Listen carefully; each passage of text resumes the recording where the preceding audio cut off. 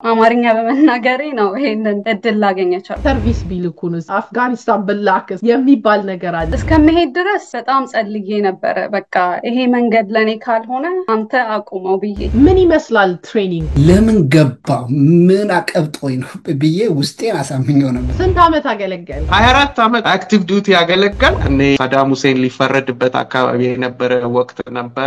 የነበርንበት ካምፕ በሮኬት ሚሳይል ተመታ። ሰዎች በተለየ ሁኔታ ማወቅ አለባቸው፣ በተለይ ወጣቶች ከመግባታቸው በፊት ሲገቡ ሙያው ሪኮመንድ ማድረግ ከሚሊተሪ ከወጡ በኋላ የሚቀጥሉት ሙያ ቢሆን አንዳንዴ ወታደሮች ኮምፕሌን ያደርጋሉ። በቂ ክፍያ አይደለም፣ ክፍያው ትንሽ ነው ምናምን። ግን ነን ሞኔታሪ ሆኑ ፋይናንሻል ቫልዩ ያላቸው በጣም ብዙ ሪሶርሶች አሉ። እንዴት ነው early ጡረታ የሚወጣበት ሁኔታ? 4 ዓመት ብቻ ኮሚት አድርገሽ ቤኔፊቶችሽን ይዘሽ መውጣት ትችያለሽ። የቤት መግዛት እድልሽ፣ ምርትም ልማር ካልሽ የቪኤ ብዙ ቤኔፊቶች አሉ። 4-5 ሚሊዮን ዶላር ድረስ ነው። ከዛ በላይ ሊሆን ይችላል ኢንቨስት የሚደረግበት። እግዚአብሔር ፈቅዶ ሴት ልጅ ሲኖርሽ የምታስገቢያት ይመስልሻል? ውሳኔዋ ከሆነ እኔ ሰፖርት ነው ማደርጋት። ሰላም እንደምን አላችሁ? ኪዲ ነኝ ከካናዳ። ዛሬም በሌላ ዝግጅት ተመልሰናል። የዛሬ ዝግጅታችን ትንሽ ለየት ያለ ነው። እንደምትመለከቱት በርከት ብለንም ነው የመጣ ነው። እናንተም እጅግ ብዙ ትምህርት እንደምታገኙበት እንዲሁም ዘናም እንደሚያደርጋችሁ ተስፋ አደርጋለሁኝ። እስከ መጨረሻ አብራችሁ እንድትቆዩ ጋበዝኩኝ። ይሄ ቪዲዮ ደግሞ ሰዎች ጋር እንዲደርስ ላይክ በማድረግም እንደ ሁልጊዜው እንድታግዙን በማለት በትህትና መጠየቅ እፈልጋለሁ። እንግዶቼ ራሳቸውን ያስተዋውቁልናል። ፕሮፌሰር ካንተል ጀምር መሰል። አያነው ፈንቴ ሀጎስ እባላለሁ። እኔ ደግሞ ስንሻው አለሙ ከኢትዮጵያ ከወጣው ወደ 33 ዓመት ሊሆነኝ ነው። እኔ መልህቅ ዝክሬ ንጋቱ እባላለሁ። ከኢትዮጵያ ከወጣሁ 15 ዓመት ሆኖኛል። አሜሪካ ነው the whole time የቆየሁት። በጣም አመሰግናችኋለሁ። እንግዲህ ተመልካቾቻችን እነዚህ የምትመለከቷቸው ራሳቸውን ሰፋ አድርገው እያንዳንዳቸው የሚያስተዋውቁን ይሆናል። እንደምታውቁት ከሀገራችን ወጣ ብለን ስንኖር በተለየ ሙያ ላይ ስንገኝ አንዳንድ ሙያ ደግሞ ትኩረታችንን የሚስቡ እንደዚህ ይቻላል ወይ የምንልበት ሙያ ውስጥ የሚገኙ ሚሊተሪ በዩኤስ ሲያገለግሉ የነበሩ ናቸው። ይሄንን በምንሰራበት ሰዓት ወጣት ልጆች ትኖራላችሁ፣ በዚህ ሙያ ውስጥ ማገልገል የምትፈልጉ ብዙ ልምዳቸውን ሊያካፍሉን ዛሬ ተገኝተዋል። በእናንተ ስም እጅግ በጣም አድርጌ እያመሰገንኩኝ አሁንም ከፕሮፌሰር አያና እጀምራለሁኝ። ባለፈው እርግጥ ተገናኝተን ነበር። ለቤታችን አዲስ አይደለህም አንተ፣ ነገር ግን ከፊት ታሪክ ነው የጀመርነውና ዛሬ ግን በሞር ማን ነው ፕሮፌሰር የሚለውንና እንደገና ወደዚህ ሙያም እንዴት ልትገቡ እንደተቻላችሁ ትነግሩናላችሁ ብዬ ተስፋ አደርጋለሁ። ካንተ ልጀምርና እንዴት ነው ወደ ሚሊተሪ ልትገባ የቻልከው? እስቲ ንገረን። ከዛ በፊትም ስለ ራስህ በተወሰነ መልኩ ብትነግረን ደስ ይለኛል። ታንክ ዩ ኪዲ። በቅድሚያ በጣም ነው የማመሰግነው። ያው ለኛ ኮሚኒቲ ያገለግላል የሚሉትን ጥሩ ጥሩ ነገሮች እያመጣሽ ጥሩ ጥሩ እንግዳዎች እያመጣሽ ለህዝቡ እንዲማርና እንደ ብቻ በአጠቃላይ የምትሰሪው ስራ ከኢሚግሬሽን ጀምሮ በጣም ነው የምከታተልሽ። ብዙ የማውቃቸው ሰዎች አሉ የሚከታተሉሽ እና ታንክ ዩ በዛ መጀመር ስለምፈልግ ነው። ከዛ በመቀጠል ግን ምንድነው ያው አያነው ፈንቴ ሀጎስ እባላለሁ። ትውልዴ ደባርቅ ነው፣ ደባርቅ ጎንደር። ከዛ ወደ ተግባረድ ሜክሲኮ ለ10+3 ጨረስኩ። ከዛ እንደጨረስኩኝ አየር መንገድ ገብቼ ለ6 ወር ሰራ። ከዛ ወደ ናዝሬት ቴክኒካል ቲቺንግ ኮሌጅ ይባል ነበር፣ አሁን አዳማ ዩኒቨርሲቲ ሆኗል። ከዛ ለ6 ወር እንደተማርኩኝ የዲቪድ ዲል አግኝቼ ወደ አሜሪካ በ97 ገባ ማለት ነው። ላስ ቬጋስ ነበረ የገባሁት። ከላስ ቬጋስ የትምህርቱ ድል አለ እዛም፣ ግን ያው ካሲኖ ምናምን ሲያስፈራራኝ ያን ሀገር መልቀቅ ነበረብኝና ወደ አትላንታ ሙባረክ። አትላንታም ሲሄድም ተመሳሳይ ነገርም ባይሆን ግን የምማርበት እድል ላገኝ አልቻልኩም። እዛም ቢሆን ስራ መስራት ነውና አንድ ጓደኛ አሁን ላስ ቬጋስ ያለ ያኔ አትላንታ ስለነበር ለምን ሚሊተሪ አትገባም ብሎ አማከረኝ። እኔ ከዛ በፊት ምንም የማውቀው ነገር የሚሊተሪ ዘመድም ወገንም ብቻ ስለ ሚሊተሪ ምንም ባክግራውንድ ግን የነበረኝ ምንድነው መማር በቃ እሱ በጣም ስለነበረኝ እሱ ሲያማክረኝ ሂጄ ጠይቄ ስገባ ወዲያውኑ ተቀበሉኝ እና እንደውም ካደፍ ደነገጥኩ፣ ምክንያት ቶሎ ሲቀበሉኝ። መጨረሻ ላይ ግን ያው ሳይን አደረኩኝ። ጠቅለል ባለመልኩ አገባቤ ከትምህርት አንጻር የትምህርት ፍላጎት በጣም ስለነበረኝ ትምህርት ደግሞ ያስተምራሉ የሚለው እንደም ደግሞ ሙሉ ፕሮሚስ ስለገቡልኝ ቀጥታ እንድገባ የተገደድኩኝ በዛ ምክንያት ነው። ከዛ በኋላ በሚሊተሪ ያለው ሞር ዲቴል ወደኋላ እንሄድበታል። ለትምህርት ነው የገባው። መልካም፣ በጣም ደስ ይላል። መልካም፣ ወደ ስንሻው እንሂድና ያንተንስ ምን ይመስላል? እኔ ደግሞ እንግዲህ የተወለድኩት አዲስ አበባ ነው። መጀመሪያ ቀበና አካባቢ ምኒልክ ሆስፒታል አካባቢ እዛ ወላጆቼ እዛ አካባቢ አድቬንቲስት ሃይማኖት ተከታዮች ስለነበሩ እዛ አካባቢ ነበር የሚኖሩት እና ከአንድ እስከ 7 ኪዳነ ምሕረት ትምህርት ቤት እዛው ቀበና ድልድዩ ከፍ ብሎ ከኮከበ ጽባህ ትምህርት ቤት አጠገብ ያለ ትምህርት ቤት ነበር። እዛ ነው ከአንድ እስከ 7 የተማርኩት። ከዛ በ1973 ዓመተ ምህረት ወደ ኮተቤ ቀየርን ቤት፣ ኮተቤ ብረታ ብረት ፋብሪካው አካባቢ። ከዛ በኋላ 8ኛ ክፍል 5 ኪሎ መካነ ኢየሱስ ትምህርት ቤት ጨረስኩና 9ና 10 አቃቂ አድቬንቲስት አዳሪ ትምህርት ቤት እያለው እንደአጋጣሚ 11ኛ ክፍል ከ10 ወደ 11 ሳልፍ እናቴ ወደዚህ ሀገር የመምጣት እድሉ አጋጥሟት ነበርና በአመቱ በፈረንጆች አቆጣጠር በ1992 በስቱደንት ቪዛ ወደ ካሊፎርኒያ አንጉዊን ወደሚባል ከተማ መጣው። እዛው አንጉዊን ሃይ ስኩል እንደገና ያው እዚህ ሀገር ስትመጪ እንግዲህ ቋንቋ ትምህርት እንግሊሽ as a second language የሚሉት ነገር ስላለ 11ኛን ደግሜ 11 እና 12ን እዛው አንጉዊን ውስጥ የአድቬንቲስት ፕሪፓራቶሪ ስኩል አለ እዛ ጨርሼ እዛው ደግሞ ኮሌጅ ነበረ እና ሲቪል ኢንጂነሪንግ ጀመርኩና ማጥናት አንድ 2 አመት እንትን ካልኩ በኋላ ያኔ ደግሞ ብዙ ኢንፎርሜሽን ስለሌለ ላይክ ኮሚኒቲ ኮሌጅ ምናምን የሚሄድ ስላልነበረው ሁሉም ነገር በገንዘብ ነበርና ይሄ ስቱደንት ሎን ስቱደንት ኤድ የሚባለው ነገር እኔ በተፈጥሮ ደግሞ እዳ አልወድምና በጣም ሎኑ በዛን ጊዜ 10,000 ነው 15,000 ነበር ለኔ ግን ብዙ ብር ነበርና በጣም ስትረስ ያዘኝና አንድ ቀን ላይብራሪ ቁጭ እየሳነብ ያኔ እንትን ነትስኬፕ የሚባል ብራውዘር ነበር እንዳሁኑ ጉግል ምናምን አልነበረምና ያው በዳይል አፕ እንትን የሆነ ዜና ነገር ላነበስል የሆነ አድቨርታይዝመንት መጣ 70% ቱዊሽን አሲስታንት ዩናይትድ ስቴትስ ኤር ፎርስ ሚል ማለት ነው። ይሄ ማለት ችግሬ መፍትሄ ነው ብዬ እንትን መፈለግ ጀመርኩኝ ማለት ነው። ሪክሩተር በዛ አካባቢና አንድ ሳንታ ሮዛ የሚባል አንድ 30 ደቂቃ መንገድ እዛ ሄጄ ሪክሩተሩን ወዲያው አነጋገርኩት።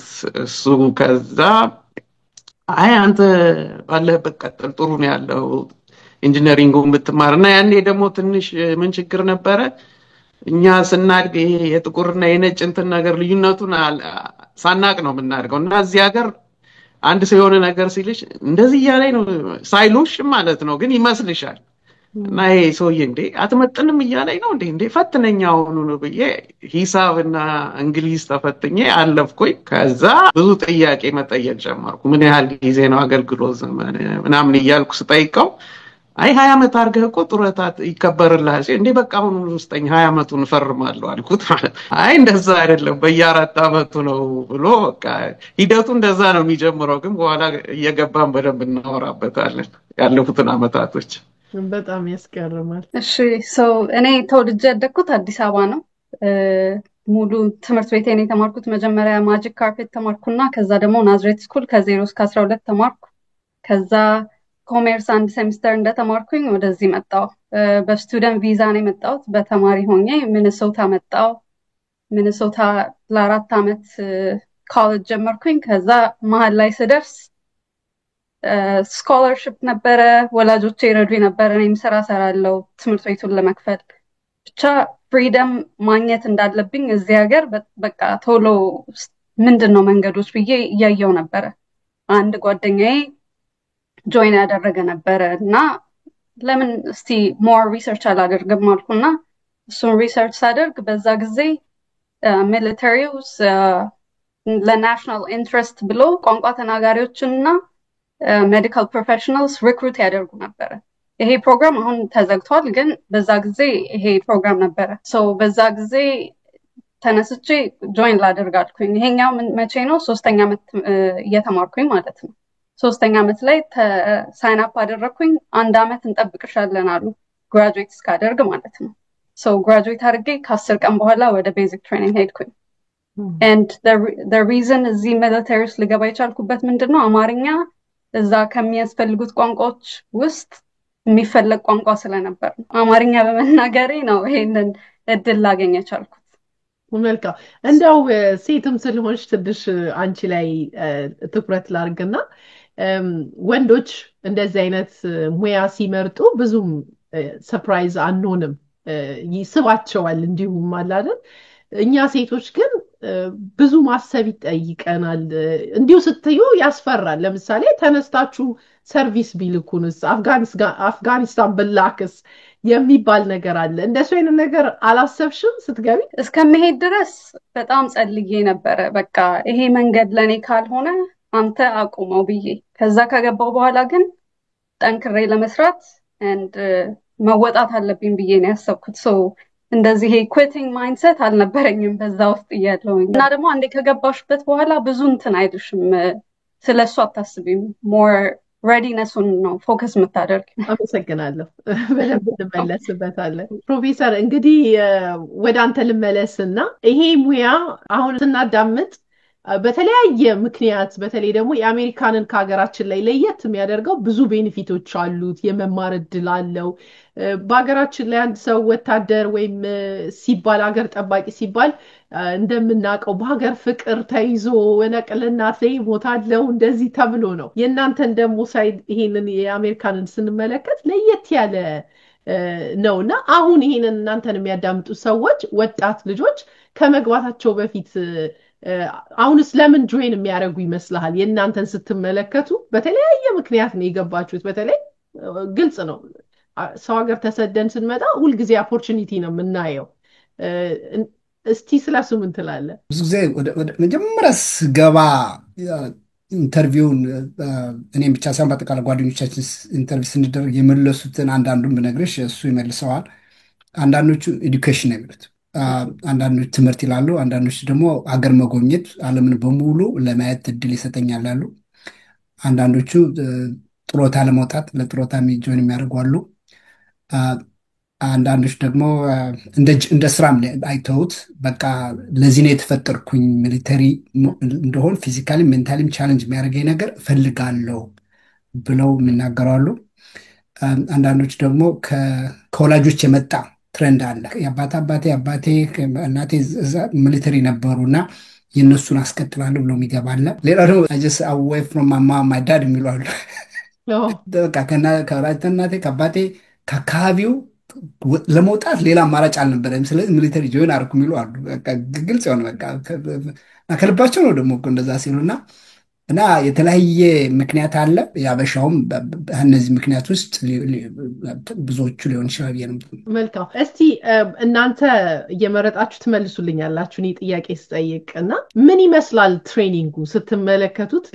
ማለት አሁን ከውጪ ስናየው ፖሊስ እንኳን ለመቀጠር ትሬኒንጉ በጣም ታፍ ነው።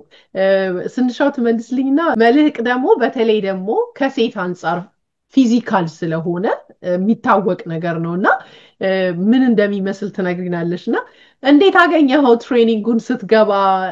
አንተስ እንዴት ነው የጠበቅከውን ኦፖርቹኒቲን ያገኘኸው ወይስ ሌላ ስራን የሆነብህ? እስቲ ንገረን። ጦርነቱ ምንድነው? እኔ በባህሬ ብዙ ጥያቄ ጠይቃለሁ አንድ ነገር ከማድረጌ በፊት እና ሪክሩተሩን የሚሆነውን ነገር ከሀስከፈ ነው የጠየኩት እና ብዙ ልብስ ይዤ እንዳልሄድ የተወሰነ ልብስ ትልቅ ሻንጣ ይዤ እንዳልሄድ። ምክንያቱም እዛ ስትሄጂ ቀን አትሄጂም፣ ሌሊት ነው የሚወስዱሽ።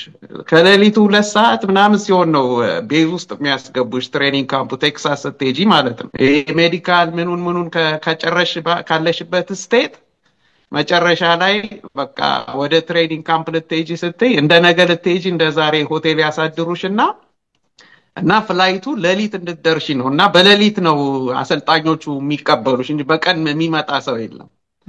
እና ደክሞሽ ነው የምትደርሺው።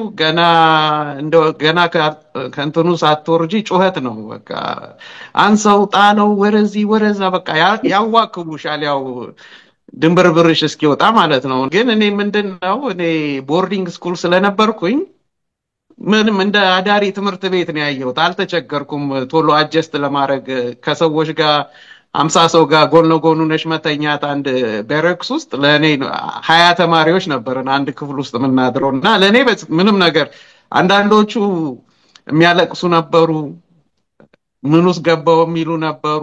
ከዛ በኋላ ያው በነጋታው ፕሮሰስ ትደረጊያለሽ። ያው ክትባት ይጀምራል። የመርፌ ሳይሆን እንደ ጠመንጃ አይነት አለ ኤርጋን ነገር፣ በዛ ትጠቀጠቂያለሽ የተለያየ አይነት ክትባቶች። ከዛ በኋላ ያው ልብስ ዩኒፎርም መጀመሪያው ሬንቦ ነው የምትባየው። ሁሉም የራሱን ልብስ ለብሶ ስለሚመጣ ሬንቦ አዲሶች ይተዋወቃሉ።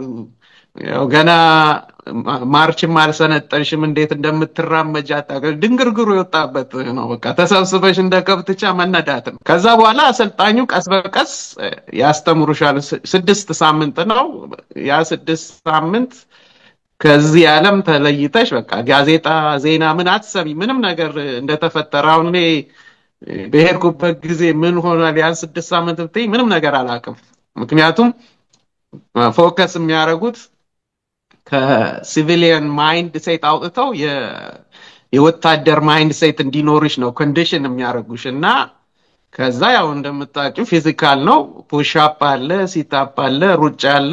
እኔ እንደውም አንዴ ትንሽ ቀጠን ያልኩ ስለነበርኩ ያኔ የመጀመሪያ ጊዜ ፊሽካ ይነፋል ትሮጭና ፊሽካ ሲነፋ ትመለሻለሽ። እና እኔ አይቆይ እንደም ካልኩሌት አድርጌ ቶሎ ሩጬ ጨርሼ መጥቼ አርፋለሁ ለፑሽ አፑ ሌሎቹ እስኪደርሱ ብዬ እዛ ስደርስ ምን ታረጋለህ እዚህ ተመልሰህ ሲለኝ ከዛ በሚቀጥለው ተረጋግቼ መሮጥ ጀመርኩኝ ከሌሎቹ ጋር ማለት ማረፍ ስለሌለ። ግን ያው ያ 6 ሳምንት ፊዚካል ብቻም ሳይሆን ስለ ኤርፎርስ ዶክትሪንም ትማሪያለሽ። የሚሊተሪ መሪዎችን ስም ታጠኛለሽ፣ ሚሊተሪ ኦርጋናይዜሽኖች ታጠኛለሽ። በቃ የሚሊተሪ ዶክትሪን በሙሉ 6 ከፊዚካል እና ከንትኑ በተጨማሪ እሱንም ታጠኛለሽ። እንደገናም ደግሞ ምንድነው ሞር እንትን ትማሪያለሽ። በቃ ቲም ቢልድ ማለት ነው። የሚሰጥሽን ታስክ ለብቻሽ ሳይሆን በቃ አብረሽ ተባብረሽ መፈጸም እንዳለብሽ። አሁን ክፍላችንን ራሳችን ነው የምናጸዳው፣ ሽንት ቤቱን ሻወሩን ራሳችን ነው የምናጸዳው፣ አልጋችንን ራሳችን ነው የምናነጥፈው፣ ልብሳችንን ራሳችን ነው የምናጥበው። ያ ሁሉ በግሩፕ የምትሰሪው ነው። እንደገና ደግሞ በዛው ልክ ደግሞ ኢንስፔክሽንም አለ። ዩኒፎርምሽን በትክክል መተኮስ፣ ጫማሽን በትክክል መደርደር፣ አንሶላሽ አልጋሽ በደንብ ተወጥሮ መነጠፍ አለበት። እንደውም ሳንቲም ማንጠር አለበት እስኪባል ድረስ ማለት ነው። እና እንዲያውም ምንድነው የሚያስተምሩሽ አቴንሽን ቱ ዲቴልስ የሚባል ጥቃቅን ነገሮች፣ ችላ የምትያቸውን ነገሮች በደንብ አስተውለሽ እንድታጸዳቸው ነው የሚያደርጉት። ያ ማለት ምንድነው ወደፊት በሚትሰለጠኝው የሙያ ላይ ፎከስ አድርገሽ እንድትሰሪ ይረዳሻል። ዲሲፕሊን እንዲኖርሽ ያደርግሻል ማለት ነው። ባጭሩ ይሄን ይመስላል።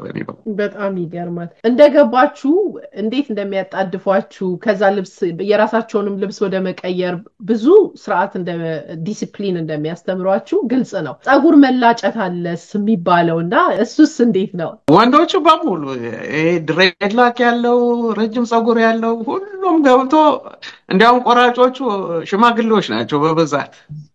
እና በቃ ዝም ብለሽ ይሄ የበግ ወልሚ እንትን የሚሉት አለ እንደው በትክክልም መከርከም የለም፣ ዝም ብለሽ መጋጥ ነው በሙሉ። እና 3-4 ደቂቃ ነው ቁጭ የምትይው፣ ብዙም አትቀመጭም ፀጉርሽ። እና ሁሉም ነው የሚላጨው። ሴቶች እንኳን አይላጩም፣ ወንዶቹ ናቸው በብዛት። ያው ከሃይጂንም አንፃር ነው። አንደኛም ደግሞ ሁሉንም አንድ አይነት ስታንዳርድ ለማድረግም ነው። ከዛ በኋላ ያው ፀጉርሽን ከዛ በኋላ እንትን አለው መመሪያ አለው፣ ምን ያህል ማሳደግ እንደምትችይ፣ ምን አይነት አቆራረጥ ጺምሽን ምን አይነት አለጫጨት እንደምትችይ ያ ሁሉ ትማሪዋለሽ፣ ያሰለጥኑሻል ያንን። አመሰግናለሁ። እንዴት ነው አንቺስ ከትሬኒንጉ ልጀምርና እንደ ሴት አሁን ከወንድ አንፃር ሰምተነዋል፣ ነገር ግን እንደ ሴት እኩል ነው ከወንዶቹ እኩል ትሬን የምትደረጉት ወይስ ለምሳሌ ፀጉሩን እሱ መልሶታል ቀድሞ ሴቶች እንደማይጠበቅባቸው አንቺም ልትነግሪኝ ትችያለሽ? እና ትሬኒንጉ ምን ይመስላል? እንዴት አገኘሽው? ትሬኒንጉ በጣም ቻሌንጂንግ ነበረ ለኔ።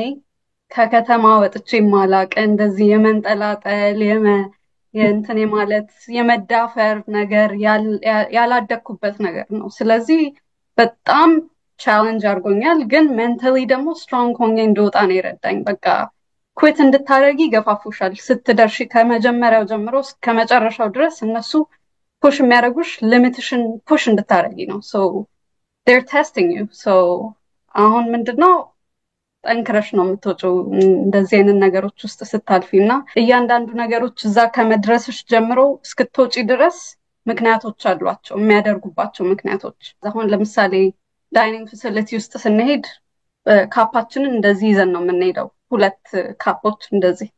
ምንድነው ምክንያቱ? አሁን ግሬኔድ ወይም ፈንጂ አያያዙን ትሬን እንድናደርግ ነው፣ ማስል ሜሞሪ ዴቨሎፕ እንድናደርግ ነው። እንደዚህ አይነት በቃ እያንዳንዱ ነገሮች እንትን አላቸው፣ ሪዝን አላቸው እዛ የሚደረጉበት። እና አንድ ነገር በጣም የተማርኩት ከዛ ምንድነው ሴንስ ኦፍ ኡርጀንሲ በቃ ኤቭሪቲንግ በፍጥነት ነው መደረግ ያለበት። ስትራመጅም ፈጠን ፈጠን እያልሽ ነው፣ እንደዚህ ሊዥር ዋኪንግ አይደለም ያለው። ምክንያቱም ሬዲነስን አፌክት ያደርጋል urgency ማለት ነው። ስለዚህ ሁሉ ነገር trust the process ነበር የምንባለው እዛ ስንገባ ማለት ነው። ምክንያቱም they break down አድርገው ከዛ build ነው የሚያደርጉሽ አንቺን። እና ሁሉ ነገር ምክንያት እንዳለው አንዴ አክሰፕት ካደረግሽ እንትን ትያለሽ፣ አምነሽ መቀጠል ነው። እንደነገርሽ በጣም ቻሌንጂንግ ነው። ከዚህ በፊት እንዴት ነው ኤክሰርሳይዝ ላይ ፊዚካል ነገር ላይ እንዴት ነበር? ሞክሬ ነበረ። ፊውቸር ሶልጀር ትሬኒንግ የሚባል ነበረ። ይሄኛው ከአርሚ ብራንች ነው ኤክስፒሪየንስ የምነግርሽ። ፊውቸር ሶልጀር ላይ በየሳምንቱ ምናምን እየሄድሽ ትንሽ ትሬን ታደርጊያለሽ፣ ግን ኮንሲስተንስ የሆነ ትሬኒንግ ያስፈልጋል። ከዛ በፊት ምንም አላደረኩም። ከዛ እዛ ስትሄጂ ይሰጡሻል። በደንብ ነው ትሬን የሚያደርጉሽ። በጣም ትሬን ያደርጉሻል። በየቀኑ ጧት 4:45 ነው የምንነቃው። ሁልጊዜ ትሬኒንግ አለን። ትሬኒንግ ስኬጁል በየቀኑ አለ። ስገባ የነበረው አንድ ፑሽአፕ ነበረ መስራት የምችለው። ስገባ ስወጣ 20 ምናምን ፑሽአፕ ሰርቼ ሴታፑም ሩጫውም ሁለቱንም ማይል በ16 ደቂቃ መሮጥ የምችልበት በጣም the best time of my fitness ነበር በዛ ሰዓት። በደንብ ጠንክረሽ ከሰራሽ እንትን ትያለሽ፣ ትሻሻያለሽ። ማንም ሰው መግቢያችን ላይ ለተመልካቾች ምናልባት ግልጽ ያላደረግንላቸው በአሁን ሰዓት አገልግሎት ላይ አይደላችሁ፣ ልምዳችሁን ነው የምታካፍሉት እና ምን ያህል ጊዜ አገለገልሽ? እኔ 10 ዓመት አገለገልኩኝ። መጀመሪያ ሎጂስቲክስ ማኔጀር ነበርኩኝ፣ ያው ሰፕላይ ማኔጀር ማለት ነው። ሰፕላይ ወይም ሎጂስቲክስ ማኔጀር። ከዛ ደግሞ ኮንትራክት ማኔጀር ሆኜ እሰራለሁ። ሁሉ ሰው ወታደር ነው። ከነዚህ ስራዎች ቢኖሩንም ሬዲነሳችን ማተር የሚያደርገው ቤዚክ የሆኑ ሶልጀር ስኪሎቻችን ላይ ነው። ሁላችንም በየቀኑ ስራ ቢኖረን ቤዚክ የሆኑት ሶልጀር ስኪሎቻችንን በየጊዜው እየሄድን ፕራክቲስ እናደርጋለን። ከአሁን ድረስ ምንም 10 ዓመት አገልግለሽ ብታበቂም እስካሁን ድረስ ይዘሻቸው የዘለቅሽው ነገሮች አሉ?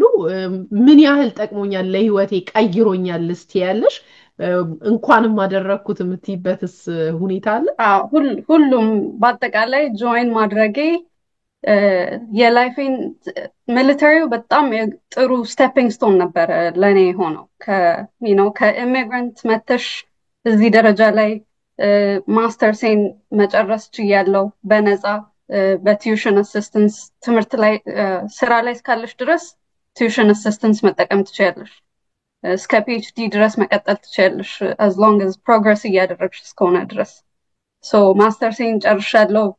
ቪኤ ሎን የሚባል አለ፣ ሚሊተሪ ፐርሰናል ቤት በ0% ዳውን ለመግዛት የሚረዳ ሎን። የተለያዩ ጥቅሞችን አንዳንዴ ወታደሮች ኮምፕሌን ያደርጋሉ፣ በቂ ክፍያ አይደለም፣ ክፍያው ትንሽ ነው ምናምን የሚባል አለ። ግን ነን ሞኔታሪ ሆኑ ፋይናንሻል ቫልዩ ያላቸው ነገሮች በጣም ብዙ ሪሶርሶች አሉ ሚሊተሪ ውስጥ። ሜዲካል ኢንሹራንስ አለ በነፃ እና ብዙ ሰዎች ደግሞ ለዚህ ቤኔፊቶች ሊቆዩ ይችላሉ። ምክንያቱም ብሩ ኪስሽ ውስጥ ባይገባም በተለያዩ ዘርፎች ትጠቀሚያለሽ። በጣም ብዙ ጥቅም አለው። ቴክ ኬር ያደርጉሻል። ኮምፕሌን የለኝም እና በጣም አም ግሬትፉል በመወሰኔም በዩኒፎርሙንም ለብሼ ሰርቭ በማድረጌ በጣም ደስተኛ ነኝ። መልካም። ወደ ፕሮፌሰር ያናሳ ሊሄድ ግን የሆነ ያጋጠመሽ ሞመንት ነበረ? እንዴት ነው ቢቀርብኝ እስከዚህ ሁሉ ስቃይ ያሰኘሽ? አዎ ገና ልክ ቤዚክ ትሬኒንግ እንደደረስኩኝ በቃ ሻርክ አታክ የሚባል አለ እና ሻርክ አታክ ምንድን ነው? በባስ ተጭነሽ ትሄጃለሽ ከሪሴፕሽኑ እና በባስ ተጭነሽ ወደ ትሬን የምታደርጊበት ቦታ ስትደርሺ ባሱን በጣም ብዙ ድሪል ሳርጀንቶች ወይም ይሄ ትሬን የሚያደርጉሽ ሰዎች ይጠብቁሽ እና ባሱን እየቀጠቀጡ ውረዱ፣ ጌት ኦፍ ማይ ባስ ይላሉ እና ላይክ የሆነ ሌላ ዓለም ውስጥ የገባው ነው የሚመስለኝ። ምን ሳረግ ነው ይሄንን የወሰንኩት ብዬ የምታስብበት እና ላይክ የሆነ በቃ እንትን ነው ቅውጥ በጣም ነው እንትን የሚሆነው ዲስተርብ ነው የሚያደርገው ጩኸቱና ኤቭሪቲንግ ማለት ነው። እና እሱ ነበረ ግን የሚያልፍ ነው ሁሉ ነገር መጮሁ ምናምን ይለመዳል ከትንሽ ጊዜ በኋላ። ዋው። ስለዚህ በተለየ መልኩ ላይክ ሜንታሊ ፊዚካሊ በጣም የተለየ ኮንፊደንስ እና በብዙ ነገር ጥንካሬ ሰጥቶኛል ብለሽ ታምኛለሽ? በጣም እና በጣም ነው የማመሰግነው። ምንም ሪግሬት የማደርገው አንድም ደቂቃ የለም።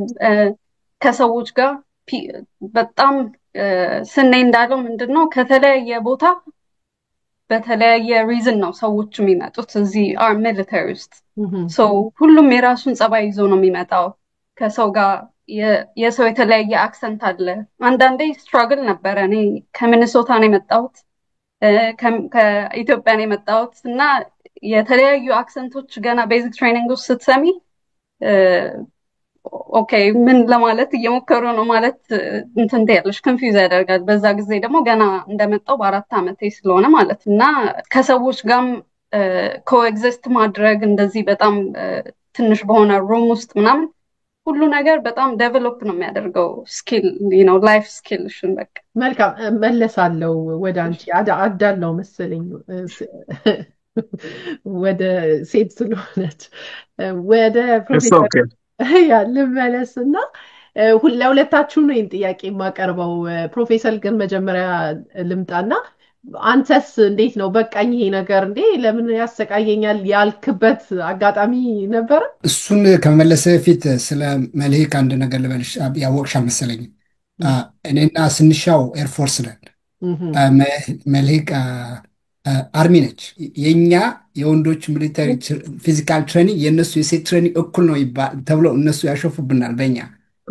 አልስማማም እኔ በዛ። አይ እንግዲህ የሰማሁትን ያ ማለት የእነሱ ፊዚካል ትሬኒንግ ትንሽዬ ከበድ ይላል። እውነቱን ነጋገር ያን ያክልም አሁን ባልኩት ባይጋነንም የእነሱ ጠንከርናና ከዛ የወጣች ናት። ያችን አድ ለማድረግ ፈልጊያለሁ። በዛው ንገረን አንተ ምን ኤርፎርስ ላይ ምን አገልግሎቱንም ጨምረ ንገረን። ኤርፎርስ ላይ መጀመሪያ ስገባ ከስንሻውና ከመህልቅ ትንሽ ላይ የሚለው ነው ምንድነው ትንሽ ወደ መህልቅ እንደውም ያደላል ነው። ቻሌንጅ እሱ ብቻ ነበር። በቃ የሚሊተሪ ቤዚክ ላይ የነበረ የኔ ቻሌንጅ በጣም ምንም በጣም ያደረጋገጠ ለምን ገባው ምን አቀብጦኝ ነው ብዬ ውስጤን አሳምኘው ነበርና መደነጋገጡ የሚሆን ኢቨን አንዱ ነገር በጣም ቀላሉ ነገር ለሰው ቀላል መስሎ ላይ ከበደ ልገርሽ አይኔን ቀጥቶ ነው ማየት አልችልም። እንደዚህ ይላል ይንቀሳቀሳል አለ። እነሱ ደግሞ አይን መዞር የለች ጥቁሯ ወደዚህ መዞር የለች። እኔ ደግሞ እንደዛ አልችልም እና እስከዚህ ድረስ ነው ፓኒክ ያደርጉኝ ነበርና እግሬም ደግሞ ወይም ብቻ ሰውነቴ ይንቀሳቀሳል። ስቴይ ስቲል መሆን አልችልም እና አንዱ ትልቅ ቻሌንጅ እሱ ነበር። ሌላው ደግሞ ቅድም ስንሻው እንዳለ ፊዚካሊም ያን ያክል ጠንካራ ሰው አልነበርኩም። በጣም ከኢትዮጵያ እንደመጣው በአሜቴ ነው የገባሁት እና ብቻ ተደማምሮ በጣም ቻሌንጅ ነበር ለእኔ። ከዛ በኋላ ያለ በኋላ ግን ጥሩ ነበር። ብዙ ነገር ተምረንበታል። ሪሊ ፊዚካልም ቢልድ ያደርጋል፣ ሜንታልም ቢልድ ያደርጋል፣ ቲም ወርክ፣ ሪዚሊያንስ በቃ ጠንካራ በቃ ከሰው ጋር የመኖር ችሎታ ያስተምርሻል። ለሰው የመርዳት ችሎታ ያስተምርሻል። ሊደርሺፕ፣ ሰውን መመራት። አንዳንድ እኮ መመራት ራሱ ቀላል ይመስለዋል ለሰው።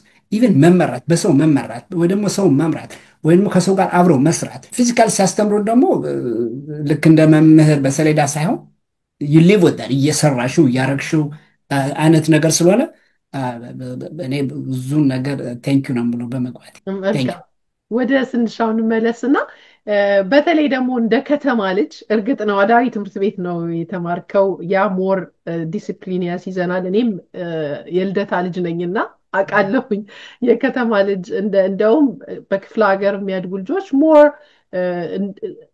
ዲሲፕሊንድ የሆኑ ብቻ ሳይሆን ይሄ አባታቸውን ተከትሎ ለምሳሌ አባታቸው የሆነ ስራ የሚሰራ ከሆነ ያንን ይሄ ወንድ ልጅ ተብሎ የሚያድጉበት አይነት ሁኔታ ያለ ይመስለኛል ካልተሳሳትኩ። ከተማ ላይ ደግሞ ትንሽ ለየት ያለ ሁኔታ አለና በዚህ አይነት ቻሌንጅ ውስጥ እንዴት ነው አንተስ የተቋቋምከው? እስቲ ንገረን። ቻል በቃኝ ያልክበት እኔ ቢቀርብኝ እሴ ነገር ያልክበት አጋጣሚ የለም? እኔ እንደዛ ያልኩበት አጋጣሚ የለም። ምክንያቱም እኔ በባህሪ ትንሽ ፈጠን እላለሁ፣ ትንሽም ቸኮል ነገር የማለት ባህሪ ያለብኝና እኔ እንዲያውም በቃ ይሄ የሆነ ነገር ኦርደር የሆነ ነገር በጣም ይመቸኛል። እና እንዲያውም ያጋጠመኝን ብነግርሽ ብዙ ጊዜ በር ጠባቂ ትሆኛለሽ እና ፕሮሰስ አለው። አንድ ሰው ወደዛ ሩም ሊመጣ ሲል የስም ዝርዝር አለ ግርግዳ ላይ የተለጠፈ እና አንድ ጣትሽ ስም ዝርዝር ላይ ይጠቁማል፣ አንድ ጣትሽ ደግሞ በሩ ላይ መታወቂያ ያስቀመጠውን ሰው ማለት ነው። እና መጀመሪያ ልክ ሰውየው ሲያንኳኳ ያው እንትን አለ ማያሲ አውቶሪቲ ቱ ኤንተር የሚል ጥያቄ ታቀርቢያለሽ እና መታወቂያውን ካላሳየሽ በር አትከፍችም። እና በሩን ከዛ አላሳይም ካለኝ ማይ ሪፈር ዩ ቱ ዘ ሲኪው ታያለሽ፣ እታች ቢሮ አለ ሄዶ ሰው እንዲያ። ከዛ ልክ ሲያሳየኝ ተጠቁሚና በአንድ እጅሽ ደግሞ ስርዝምዝር አይተሽ ከዛ ሁለቱን ካረጋገጥሽ በኋላ እዚ ክሊር ታያለሽ። ክሊር ስትዩ ክሊር ነው ሲልሽ ነው በር የምትከፍችው። እና አንድ ጊዜ ልክ አንዳንዴ ልክ ሬንቦ ልክ አዲስ የሚመጡ ሪክሩተሮችን ነባር ሪክሩተሮች ነው የምንጠብቀው እነሱ እስኪደራጁ ድረስ ማለት ነው። እና የአንድ ሰዓት የሁለት ሰዓት ሽፍት ትሸፍኛለሽ እና እኔ እየሸፈንኩኝ እንደገና ደግሞ አሰልጣኝ የሚሆኑ ደግሞ የሚሰለጥኑ አሉ የራሳቸው ፍላይት የሚይዙ ማለት ነው። ገና ቆቡ ያልተሰጣቸው አሰልጣኝ ለመሆን እና አንደኛው እየሰለጠነና እሱ ክፈት አለኝ በሩ። እኔ አልከፍትም አልኩኝ። ከዛ ዋናው አሰልጣኝ ግርግዳ ስር ተደብቆ ነበርና ከዛ አልከፍትም ብዬ በቃ እኔ ያው የተባልኩትን ነው ማረጋው፣ ካላሳየኝ አልከፍትም። ከዛ ያኛው እንዲለጠፈና ያው ቅድም እንደነገርኩሽ ያንን ተከትዬ ከፈትኩ ማለት ነው። እና ዋናው አሰልጣኝ አልፎ ገባ እና ያኛው ካርቶን መጽሐፍ ምናምን አለ የሚሰጥሽ የምታጠኙና እሱን ሊያነሳ ጎንበስ ሲል ከኔ ከነበርኩበት ዶርም ደግሞ ሌላ አንድ አለና ወደ ላይ የሚሄድ ደግሞ አንድ ግዙፍ አሰልጣኝ የኔን እንደው 2-3 ያክላል እና ደረጃውን ሲወጣ ያየሁትና አይን ላይ ተገጣጠመ እና ያኛው አጎንብሶ ሊያነሳ ያኛው ሲያየኝ ሰውየውን ይዤ ወደ ክፍል ወርውሬ በሩን ዘጋስል በዛው ፍረቱ ያዘው ማለት ነው። እና በቃ ከበሩ ጋር አብሮ ከፈተኝ እኔን ማለት ነው። ከዛ ደግሞ መጮ ስለሆነ በቃ you're dead, they're dead, everybody's dead ምናምን እያለ ሲጮ ሪክሩተር ያኛው ገብቶ የነበረው መጣ። ከዛ ለአራት ወረሩኝ ማለት ነው በአራት ማዕዘንና በቃ ሁሉም ሲጮህ አዲስ የመጡት ደግሞ ወይኔ ዛሬ ሰው እየገደሉት ብለው ፈርተው እዛ ቁጭ ብለው እያለ እኔ በመሃል በቃ ብዙ ከመጮሃቸው የተነሳ ሳቄ መጣ እና ፈገግ ስል ከዛ የሆነ ነገር ተናገረኝ። ከዛ በኋላ በጭንቅላቴ ምን መጣ በቃ እንግዲህ ይሄ ነገር ሊበላሽ ነው፣ ከመታኛው ማታለው ተደባደበን እንግዲህ ያባርሩኛል፣ በቃ ይሄ ሰውዬ እቅዴን ሊያበላሽብኝ ነው ምናምን ያው በቃ በራሴ ሌላ ዓለም ውስጥ ገባው ማለት ነው። እና ግን ከዛ በኋላ ከጮ በኋላ ምንም ነገር የለም፣ ዱላም የለም ምን የለም። እንደዚህ ነው እንዴ ብዬ ለራሴ ገረመኝና ከዛ ሌላ እኔን የሚቀይረኝ ልጅ ደግሞ መምጣት ነበረበትና ሳይመጣ ቀረ እሱ ደግሞ። ከዛ እንትኑ ተመልሶ ሲል እንዴ አሁን እዚህ ምን ታረጋለህ ሲል አይ የሚቀይረኝ የነበረው አልመጣም ስለው ደወለና ሲመጣ ያኛው ደግሞ ፈርቶ ያባርሩኛል፣ እኔ ባኬራ ስጣጣ እኔ ራሴን ተወጥቻለሁ። ተመልሼ ወደ ዶርም ሄድኩ ይላል ነው ያ ነው እንግዲህ እኔ ማስታው። ግን ከዛ ያለፈ ያው ፊዚካል ነው። ግን ቅድም ያላነሳውልሽ አንድ ኢምፖርታንት ፖይንት ትሬኒንግ ላይ ያለሽ 3 ፒለሮች አሉ ኮር ቫልዩ የሚያሰለጥኑሽ ማለት ነው። ኢንቴግሪቲ ፈርስት ይላሉ፣ service before self and excellence in all we do እነዚህ በቃ ዋና መሰረታዊ ኤርፎርስን ባትገቢ በህይወትሽ ውስጥ መርሆ የሚሆኑ ነገሮች ናቸው። እነዚህን በደንብ ነው የሚቀጠቅጡሽ በእነዚህ መርሆች። integrity first ማለት በቃ doing the right thing when no one is seeing የሚለው ማለት ነው። አንቺ ራስሽ ሁሌ ፐርፌክት አንድ ነገር ስታደርጊ መቼም ሁሌ ፐርፌክት አትሆኝም። ፐርፌክትን ለማድረግ የምትሰሪው ነው።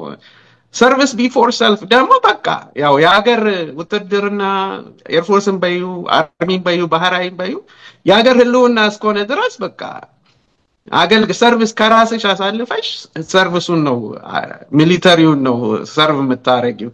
እና መጨረሻው ደግሞ ኤክሰለንስ ነው ኦል ዊ ዱ አንድ ነገር መስራት ካለብሽ በቃ ኤክሰለንስ በሆነ ስትሰሪው ዲሲፕሊን በሆነ ኤክሰለንስ ውጤቱ ያማረ ዝም ብለሽ በቃል ብለሽ የምታልፊ ነገር ሳይሆን በትክክል ከሰራሽ አይቀር በደንብ አድርገሽ ስሪ። እነዚህን ሶስት ፒለሮች throughout your career እሱ ነው ደግሞ ለማዕረግም የሚያግዝሽ ለእድገትም የሚያግዝሽ ለራስሽም ለመብሰልም ሊደርሺፕ ሮልም ለመግባት እነሱ ነገሮች እኔ እንደ ወደ ኋላ ሄጄ ሳየው like I was like a fanatic የነገሩኝን ሁሉ እንደ ስፖንጅ ነበር የምቀበለው ያለ ምንም ጥያቄ። ከዚህ ገደል ላይ ዝለል እንኳን ቢሉኝ I'm sure ያኔ ይዘል ነበር። አሁን እንኳን I don't know ያኔ ግን አይምሮዬ የነበረው ክፍት ስለነበር ሁሉ ነገር በቃ ሚሉኝን ለመቀበል ያለ ምንም ጥያቄ ነበር የምቀበል የነበረው ስልጠናውን እና ለዛም ይመስለኛል ብዙ ያልተቸገርኩት። ስንት አመት አገለገል? እኔ 24 አመት አክቲቭ ዲዩቲ ያገለገልኩ።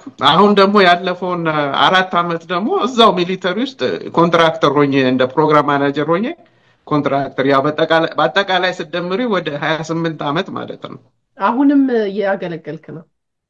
አሁንም እዛው ያገለገልኩ ነው። ጡረታ ከወጣሁበት ስኳድሮን ውስጥ እዛው ውስጥ ነው። ድሮ የነበረ ቢሮ ቀየርኩ እንጂ እዛው ህንጻ ውስጥ ነው ያለሁት አሁን። እንደው ድጋሚ ድል ቢሰጥህ ይሄንን ደግመህ ታደርገዋለህ ወይስ በሌላ አቅጣጫ ትጓዛለህ? እንግዲህ አሁን የፊሎሶፊ ጥያቄ ነው የምትጠይቅኛለሽ። እንግዲህ I don't know ስለ ፍሪድሪክ ኒቼ የምታውቂ ከሆነ እሱ የሚለው አባባል አለ እዚህ ትከሻሽ ላይ አንድ የዳቢሎስ መንፈስ ቁጭ ብሎ እንደ ይሄን ህይወትን ተወልደ ያሳለፍከውን ህይወት ደግሞ አለ ብሎ ጆሮ ሽክ ቢልሽ አንተ ዳቢሎስ ካጠገቤ ጥፋ ነው የምትይ። ማንም የኖረውን ህይወት መድገም የሚፈልግ ሰው የለም። ግን ኤክስፒሪየንሱን ግን በደግሞ እኔ የሚሊተሪ ኤክስፒሪየንስ ብዙ አንደኛ ብዙ ሰው ጋር እንድተዋወቅ አድርጎኛል። ብዙ ሀገር እንዳይ አድርጎኛል። እንዲያውም ወደ በኋላ አነሳልሻለሁ ኤልኤ ያለው ኤልኤ ስታር የሚባል የኢትዮጵያ እግር ኳስ ይጫወት ነበር ከክለቦቹ ጋር። ሆላንድ ሀገርም ብዙ የማህበር ነበረን እዛ መገናኘት መልካም ብዙ ሰዎች አሉ ዘመን ብቻ እኔ በሄድኩበት ብቻ አበሻ አድኜ ነበር የምሄደው። ኮሪያ ብቻ ነው ያላገኘሁት እንጂ ሌላ ሀገር በሄድኩበት ቦታ ሀገሮች በሙሉ አበሻ አግኝቼ ከነሱ ጋር ጥሩ ቅርበትና ጥሩ ጓደኝነት አሳልፌያለሁ። መልካም። ይሄንን የጠየቅኩበት ምክንያት አንድም ይሄንን ፕሮግራም የምንሰራው ወጣቶች ስለሚመለከቱትም ምናልባት በተለያየ ምክንያት ወደዚህ ሙያ መግባት የሚፈልጉ ወጣቶች ስላሉ አንዳንድ ጊዜ ሰዎች ምንድነው ብልጥ በሰው ይማራል ሞኝ ከራሱ አይማርም የሚባልበት ሁኔታ አለና ይሄንን ነገር አንዳንድ ሰዎች የገቡበትን ሙያ ልጃቸው እንዲደግመው የማይፈልጉበት ሁኔታ አለ። ለዛ ነው ይሄንን ጥያቄ ያነሳውልህ። እስካሁን ድረስስ እርግጥ አንተ አሁንም አገልግሎት ውስጥ ነህ። ምናልባት ትክክለኛ ጥያቄ ላይሆን ይችላል። አንተ ግን ከዛ ከሚሊተሪ ይዘኸው መጥተህ የህይወት መርህ ያደረካቸው ነገሮች አሉ? እኔ አሁን ልክ ቅድም እንዳልኩሽ ማለት ነው ኢንቴግሪቲ ሚሊተሪው ብቻ ላስተው ያ ነገር ከወላጆቼም ከናቴም ከአባቴም የወሰድኩት ነው። አለመዋሸት፣ ሐቀኛ ሆነሽ መገኘት፣ ስትናገሪ ሰውን በማክበር መናገር ያ ባህሪ ድሮም የነበረ ነው። ግን ሚሊተሪ ምንድነው ሪፎከስ እንድታረግ ያረግሻል። ይሄ ነገር ከስራሽ ጋር አብረሽ አሁን ለምሳሌ እኔ በሄድኩባቸው አሳይመንቶች በሙሉ የመጀመሪያው ነገር ማነሳው ኢትዮጵያዊነቴን ነው። ኢትዮጵያ ተወልጄ እንዳደግኩ የኢትዮጵያን ታሪክ የአፍሪካን ታሪክ በጣም ደግሞ የሂስትሪ ነገር ስለምወድ ያንን ነገር ነው ከመጀመሪያ ማስተዋውቀው። ብዙ ጊዜ ያው ሚሊተሪ ውስጥ እኔ አሁን አለሙ አይዶን ነው ስሞዋን ሀገር ውስጥ አለሙ ስም እንዳለ እንጃጂ ወይ ስሞዋን ወይ ዶሚኒካን ምናምን ነው የሚመስላቸው። ኢትዮጵያ ላይ ስላቸው ኖ ዶንት ላይ ምናምን ይላሉ። ግን ብዙ ጊዜ እንኳን እዚህ ማረም ኢትዮጵያ ራሱ እቸገራለሁ አንዳንድ ጊዜ ሲሄድ ፈረንጅ አንዴ እንዲያውም ፈረንጅ መጣ ተብያለሁ ለሙሽራ ታክሲዶ ነከራይ እኔ ራሴ ዞሬ ፈረንጅ እፈልጋለሁ። ኤኒዌይ ብቻ ግን ያው እነዚህ ምህሮች እኔ ከድሮም የነበሩ ናቸው። ግን ሚሊተሪ ደግሞ በበለጠ እንዳጠናክራቸው ረድቶኛል ነው። መልካም አመሰግናለሁ ፕሮፌሰር። በልጅ አስተዳደግ ላይ ብዙ ጊዜ አሁን ወታደር ቤተሰብ ሚሊተሪ ወላጅ ያለው በቃ ወይኔ ጉዱ ነው የምንለው የነበረው ልጅ ሆነን ማለት ነው። ለምሳሌ አንድ ማቀው ልጅ አለ እዚህ አባቱ ወታደር ነውና ልጁ ራሱ ካረማመዱ ጀምሮ ምን ያህል ተጽዕኖ ያመጣል ልጅ አስተዳደግ ላይ? ልጅ አስተዳደግ ላይ በእርግጠኝነት ለውጥ አለ። አይደለም በልጅ አስተዳደግ ላይ በእኔ ዙሪያ ባለ ሰው ላይ ራሱ ለውጥ አለ። ምክንያቱም ገና አንድ ምሳሌ ልንገርሽ። አሁን በቅርብ ጊዜ በኢትዮጵያ ማት አካዳሚ እያስተማርኩ ብዙዎቹ በቨርቹዋሊ ስለሚያዩኝ ተማሪ እያስተማር አንድ መምህር መጥቶ ልጆቹን በጣም ነው የሚያንቀጠቅጣቸው።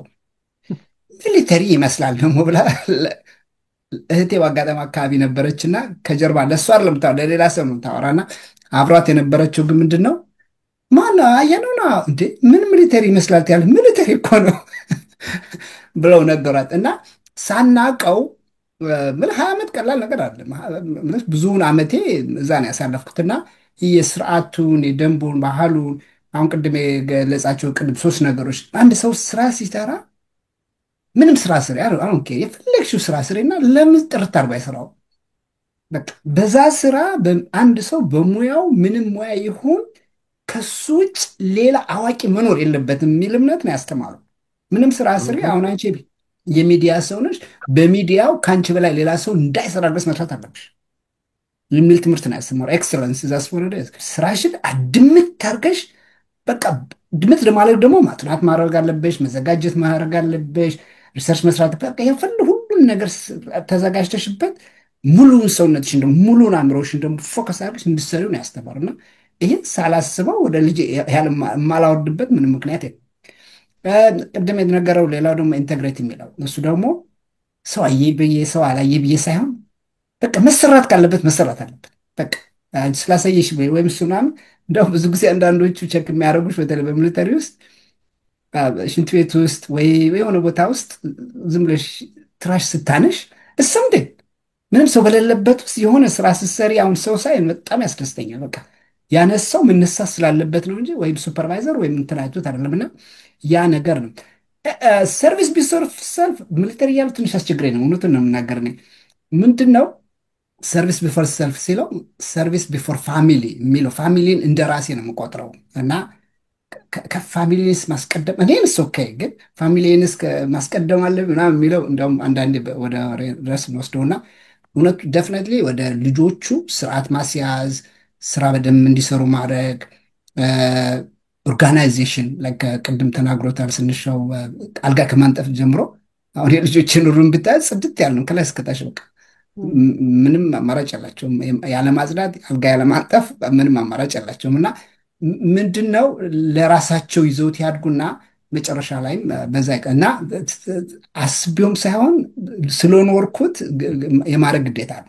በቃ ዝም ብሎ ኔቸር ነው የሚሆነው። በቃ አሁን ኢትዮጵያዊ ከሆንሽ የኢትዮጵያን ተሸክመሽ እንደምትመጪው ከዛ በላይ ደግሞ እንደውም ኢትዮጵያ ከኖርኩት ብዙውን ዓመት ያሁን ሚሊተሪ ነው የኖርኩትና ያ ወደ ልጆችም ይወርዳል። አትሴም ታይም ደግሞ አሁን ልጆችም በስጋም ባይሆን ብዙ ልጆች በስሬ ስላሉ እነሱ ጋር ፑሽ የምናደርገው አይዲዮሎጂ ይሄ ነው። መልካም አመሰግናለሁ። መልህቅ እንደምታውቂው በአሁን ሰዓት እንኳን አይደለም ልጆች እኛ ትልልቅ ሰዎች እንኳን በአቴንሽናችን በጣም የተሰረቀበት ሰዓት ነው።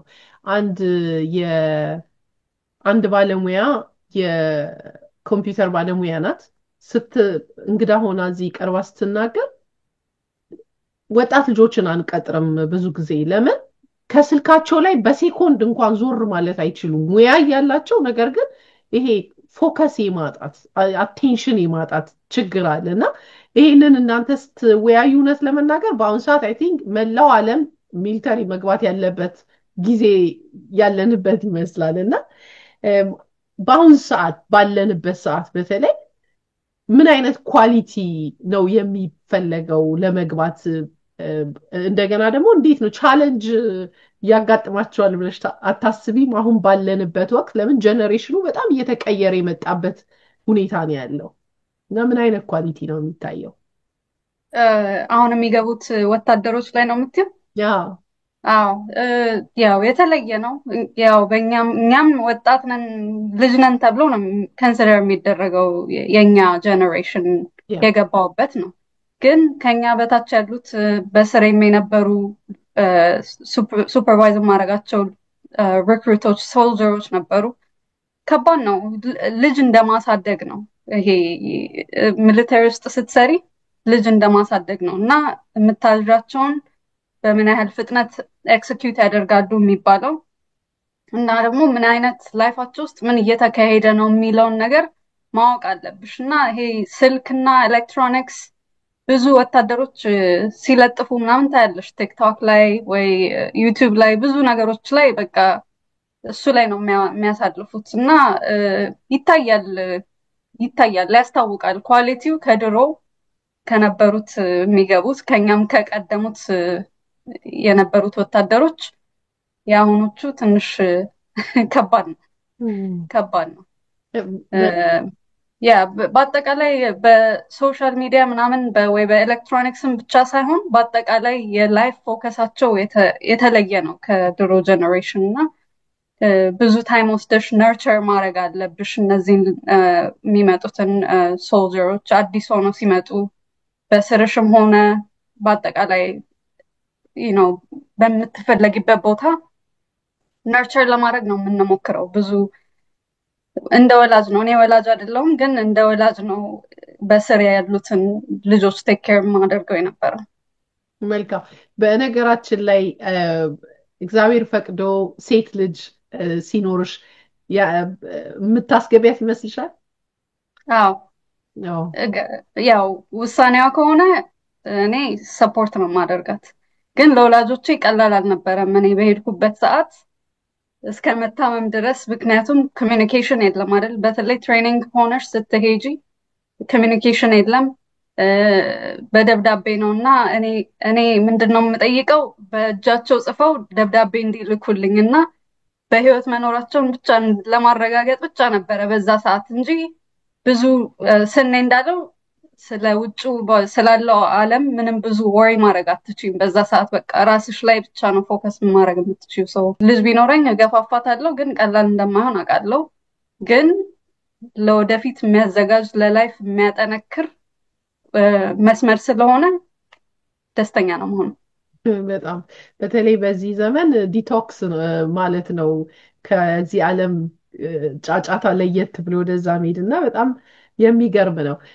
ስንሻው ወደ አንተ ልምጣና በአሁን ሰዓት ይሄንን የሚመለከቱ ወጣቶች ኢንስፓየርድ ሆነው ወይም ከዚህ በፊት እየተዘጋጁ ያሉ ምንድን ይሆን የሚያስፈልገው ለመግባት ምን አይነት ኳሊፊኬሽን ነው የሚጠይቀው የሚሉትን በአሁን ሰዓት ምን አይነት ምንድነው የሚያስፈልገው ለመግባት ጆይን ለማድረግ? በኔ አመለካከት የመጀመሪያ ተኝ ራስን ማሳመን ነው። አንድ ሰው አንድ ነገር ማድረግ ከፈለገ መጀመሪያ ከማድረጉ በፊት ራሱ ያንን ነገር እንደሚያደርገው ማመን አለበት። እንደሞክሬ እስቲ ሊየው የሚባል ነገር አይደለም በተለይ ሚሊተሪ ውስጥ ለመግባት አንድ ሰው ሲወስን። ሁለተኛ ደረጃ ፊዚካሊ ፊት መሆን አለበት። አንድ ሰው ፊዚካሊ ፊት ሜንታሊ ፊት ካልሆነ ፕሮግራሙ ራሱ it will break him ምክንያቱም ፊዚካሊ ፊት ያልሆነ ሰው ፊትነስ ሩጫውንም ፑሽአፑንም ወርክአውቱንም በጣም ይቸገራል። ያ ደግሞ ቤሲክ ትሬኒንግ ብቻ ያለ አይደለም። መደበኛ ስራ ሁሉ ስትሰሪ ማንዳቶሪ ነው። በየአመቱ ፈተና አለ። የተወሰነ ውጤት ካመጣሽ በአመት አንድ የምትፈተኝበት ሁኔታ አለ። ከ90 በላይ ፖይንት ካለሽ ከዛ በታች ቆንጆ በየ6 ወሩ ነው ፈተና። ስለዚህ ሁሉ ጊዜ ፊዚካሊ ፊት ሆነሽ መገኘት አለብሽ። ያ ነገር ደግሞ ምንድነው አርሚዎቹ ናቸው የሚሉት እኛ ኤርፎርስ እንኳን ብዙ እንደዚህ ያለም we sweat እንዴት ነው የሚሉት ኤክሰርሳይሱ ምኑ ደም እስኪመስል የሚያልበን ጦር ሜዳ ላይ ላለመድማት ነው ምለው። እነሱ ያው መቼም ፓራፍሬዝ እያረኩት ነው የእንግሊዘኛውን አባባል። ያው ብቻ የምትሰሪው ትሬን የምታረጊው የምትዘጋጂው ዞሮ ዞሮ ወደፊት የሆነ ኮንፍሊክት ቢመጣ ያንን ግዳጅ ለመወጣት ነው እንጂ ዝም ብለሽ ለይስሙላ የሚሰራ ስራ አይደለም። አንድ ሰው ደግሞ ሁለት አይነት መንገድ አለ። አንደኛው ኢንሊስትድ፣ እኔ አሁን በኢንሊስትድ ውስጥ ነው የገባሁት። ልክ ሃይ ስኩል እንደጨረሽ የዚህ ሀገር ሃይ ስኩልም ያልጨረሱ ምንድነው የሚሉት ይሄ ዲጂዲ አፍጋት አክሮኒሙን የሆነ ብቻ ሰርቲፊኬት የምታገኘው አለ፣ ኖርማል ግራጁዌት ያላረጉት ማለት ነው። እነሱ በዛ ትገቢያለሽ፣ ኢንሊስትድ ትሆኛለሽ። ኦፊሰር ደግሞ ለመሆን ካሰብሽ ያው ግዴታ ዲግሪ ያስፈልግሻል። አሮቲሲ የሚባል ፕሮግራም አለ፣ በዛ መንገድ መሄድ ይችላሉ።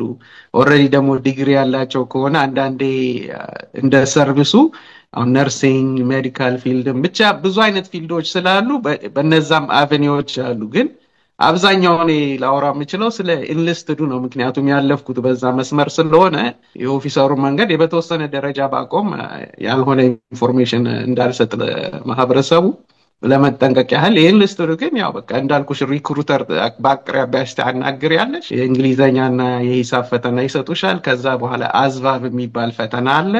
እሱ ፈተና ወይ 4 ሰዓት ገደማ ይጨርሳል። እሱን እንደተፈተሽ እዛ ላይ ምንድነው ላይክ an IQ ቴስት ነገር ነው እና ያንን ወደ 4 ካታጎሪዎች አሉና በነዛ ፖይንቶች ላይ ሚሊተሪው ውሳኔ ይሰጣል። አንቺን በምን ፊልድ ቢያሰለጥኑሽ ያንን ሚሊተሪ ታገለግያለሽ። አሁን በመሳሌ አሁን አንቺ የሜካኒካል ፖይንትሽ ሃይ ነገር ስለሆነ ወይ ኤቪዬሽን ሜንቴናንስ አውሮፕላን ጥገና ውስጥ ወይ ፋይናንስ ነገር ኮንሽ ፋይናንስ ዲፓርትመንት፣ ሜዲካል ኮንሽ ደግሞ ሜዲካል ዲፓርትመንት። እኔ አሁን በአይቲ ውስጥ ነው አይቲ በድክ እንደ ሄልፕ ዴስክ ቴክኒሻን ጀምሬ ነው ስራውን እንትን ያልኩት ያው ኮምፒውተር በመጠገን ምናምን ማለት ነው። እና ያን ነጥብሽ ነው የሚወስነው። እና ያንን ካረጋገጥሽ በኋላ ሰዎች መጠንቀቅ ያለባቸው እዚህ ጋር አሁን ሚሊተሪ ስትገቢ በጀነራል መግባት የለብሽም። በጀነራል ዝም ብለሽ ከገባሽ በቃ በጎደለ ሙላ ነው የሚያደርጉሽ። አሁን እኔ እንደው ስራው ክብር የለውም ማለት ሳይሆን አሁን ለምሳሌ ኩክ ልትሆኚ ትችያለሽ፣ ሴኩሪቲ ፎርስ ልትሆኚ ትችያለሽ፣ ዘብ ጥበቃ ማለት ነው። እና እነዚህ ስራዎች ከበድ ይላሉ። አንደኛ የምትመደቢበት ቦታ ይወስናል፣ ሁለተኛ ደግሞ ረጅም ሰዓት ነው የምትሰሪው። አብዛኞቹ ከ12 ሰዓት ያላነሰ ነው የሚሰሩት። ሌሎቹ ዲፓርትመንቶች በቀን 8 ሰዓት ልትሰሪ ትችያለሽ። እና የስራው እንትን ይወስነዋል ምን ያህል ሰዓት እንደምትሰሪ። እንደገና ደግሞ ቴክኒካል ጉድ ኮንሽ ደግሞ በሳይበር ሴኩሪቲም ልትሰሪ ትችያለሽ፣ ሳተላይት ኮሚኒኬሽን ውስጥ ልትገቢ። ብቻ ዋናው የሚወስነው ይሄ አዝባብ እና ማቴሪያሎች አሉ የምታጠኛቸው ፈተናውን ከመፈተን በፊት ለመዘጋጀት እንዲረዱሽ የምታረጋቸው መጽሐፎችና እንትኖች አሉልሽ ልጆች ማጥናት የሚችሉት ማለት ነው። ከዛ በኋላ እንግዲህ ያው ከወሰኑ በኋላ ያው ፊዚካል ቼክአፕ አለው። ያንን አረጋግጠው ምንም አይነት እንከን ከሌለብሽ መስፈርቱን ካሟላሽ በኋላ ያው ትሬኒንግ ትሄጃለሽ። የ6 ሳምንት ትሬኒንግ እንደጨረሽ ከዛ ቴክኒካል ስኩል ነው የምትላኪው እንደ ሞያሽ። አሁን እኔ ቴክኒካል ስኩል 2 ወር ነው የነበረው። በለክሲ ሚሲሲፒ ሄደን እዛ ልክ ያው እንደ ዶርም ላይፍ ነው የሚሆነው፣ ግን ማርች እያረግሽ ለብሰሽ ነው የምትሄጂው። ክላስ ትቀመጫለሽ፣ አስተማሪ ያለ ያስተምርሻል። በየሳምንቱ ፈተና ለምትወስጂው ፈተናውን ማለፍ አለብሽ። ፈተናውን ከወደቅሽ 1 እድል ወይ 2 እድል ሊሰጡሽ ይችላሉ። ያለበለዚያ ያንን ሙያት ስልጠና ትምህርት ፈተና ማለፍ ካልቻልሽ you get washed back።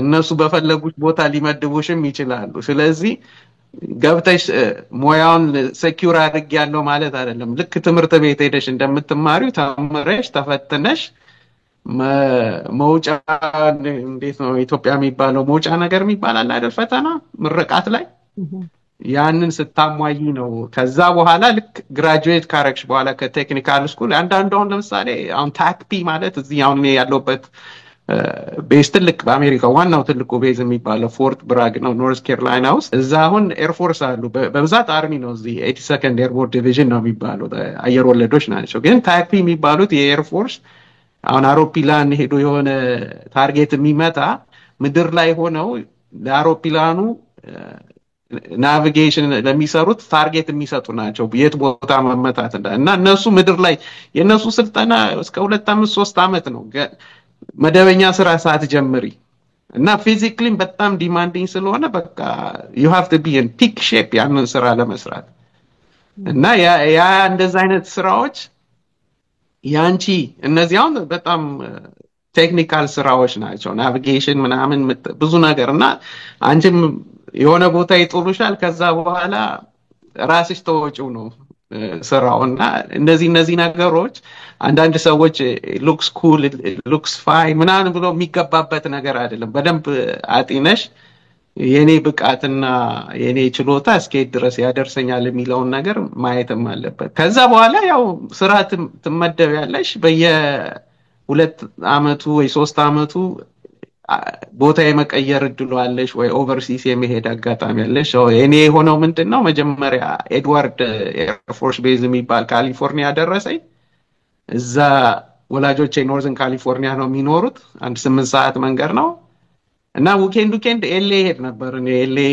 ኢትዮጵያ ኮሚኒቲ አለ እነሱ ጋር ከዛ ልክ አመት ነው ምናምን በኋላ ደግሞ አየነው መጣና አየነውና እኔ አብረን ኤድዋርድ ኤርፎርስ ቤዝ ነበርን እና የሱን ዘመዶች ቬጋስ እየሄድን እንጠይቅ ነበርና it was good we had a good time ከዛ 2000 ላይ እኔ ወደ እንትን ተቀየርኩኝ ወደ ሆላንድ ኔቶ ገባው ኔቶ አሳይመንት አግኝቼ ኔዘርላንድ ውስጥ ሆላንድ እንኳን አንድ ክልል ነው ግን አገሩ ኔዘርላንድ ነው የሚባለው እዛ ኔቶ ውስጥ 4 አመት ሰራው ከዛ ወደ ኮሪያ ሄድኩኝ ለአንድ አመት ደግሞ ኮሪያ ኦሳን ኤርቤዝ የሚባል እዛም ጥሩ ጊዜ አሳለፍኩኝ እዛ ደግሞ ፋይተር ስኳድሮን ውስጥ ነበር የምሰራው እንደ ስታፍ አሲስታንት ከኮማንደሮቹ ጋር እና ብዙ የሜንቴናንስ ስራውን ላይፍ ሰፖርት ስራውን የፓይለቶቹን ሄልሜት የሚያዘጋጁትን ኤርክራፍቶችን ሜንቴን ያ ሁሉ ኤክስፖዠር አለኝ ያው ብዙ ኤክስፒሪየንስ እዛ ቀሰምኩኝ ከኮሪያ ከዛ ተመልሼ ወደ ኢንግላንድ ሌከን ሂት እዛም ፋይተር ዊንግ ነው እዛ ሁለት ቤዝ አለ ሚልተን ሆል እና ሌከን ሂት የሚባል እና ኢንግላንድ ያለው ደግሞ እንዳጋጣሚ ሆኖ ለንደን አብሮኝ ሃይ ስኩል አቃቂ አዳሪ ትምህርት ቤት የሚማር ጓደኛዬን አገኘሁት ከስንት አመት በኋላ እና እሱ ጋር ደግሞ ሄዳለሁ እና በሱ ምክንያት ደግሞ ብዙ አበሾች እዛ ለንደን ያሉትን ተዋወቁኝ ብቻ ቅድም እንዳልኩሽ በቃ አበሻ አድኜ ነው የሚሄደው ከዛ ከኢንግላንድ ወደ ቱርክ ለ14 ኢንችልክ ኤርቤዝ ቱርክ እዛ ትልልቅ ፕሮጀክቶች እዛ የኮምፒውተር ቴክ ሪፍሬሽ ወደ 3500 ኮምፒውተሮች ገዝቶ አዘጋጅቶ ኢሜጅ አርጎ ለከስተመሮች ያንን ስራ ሰራው እዛ ከቱርክ ደግሞ ወደ ጀርመን ተቀየርኩኝ ያኔ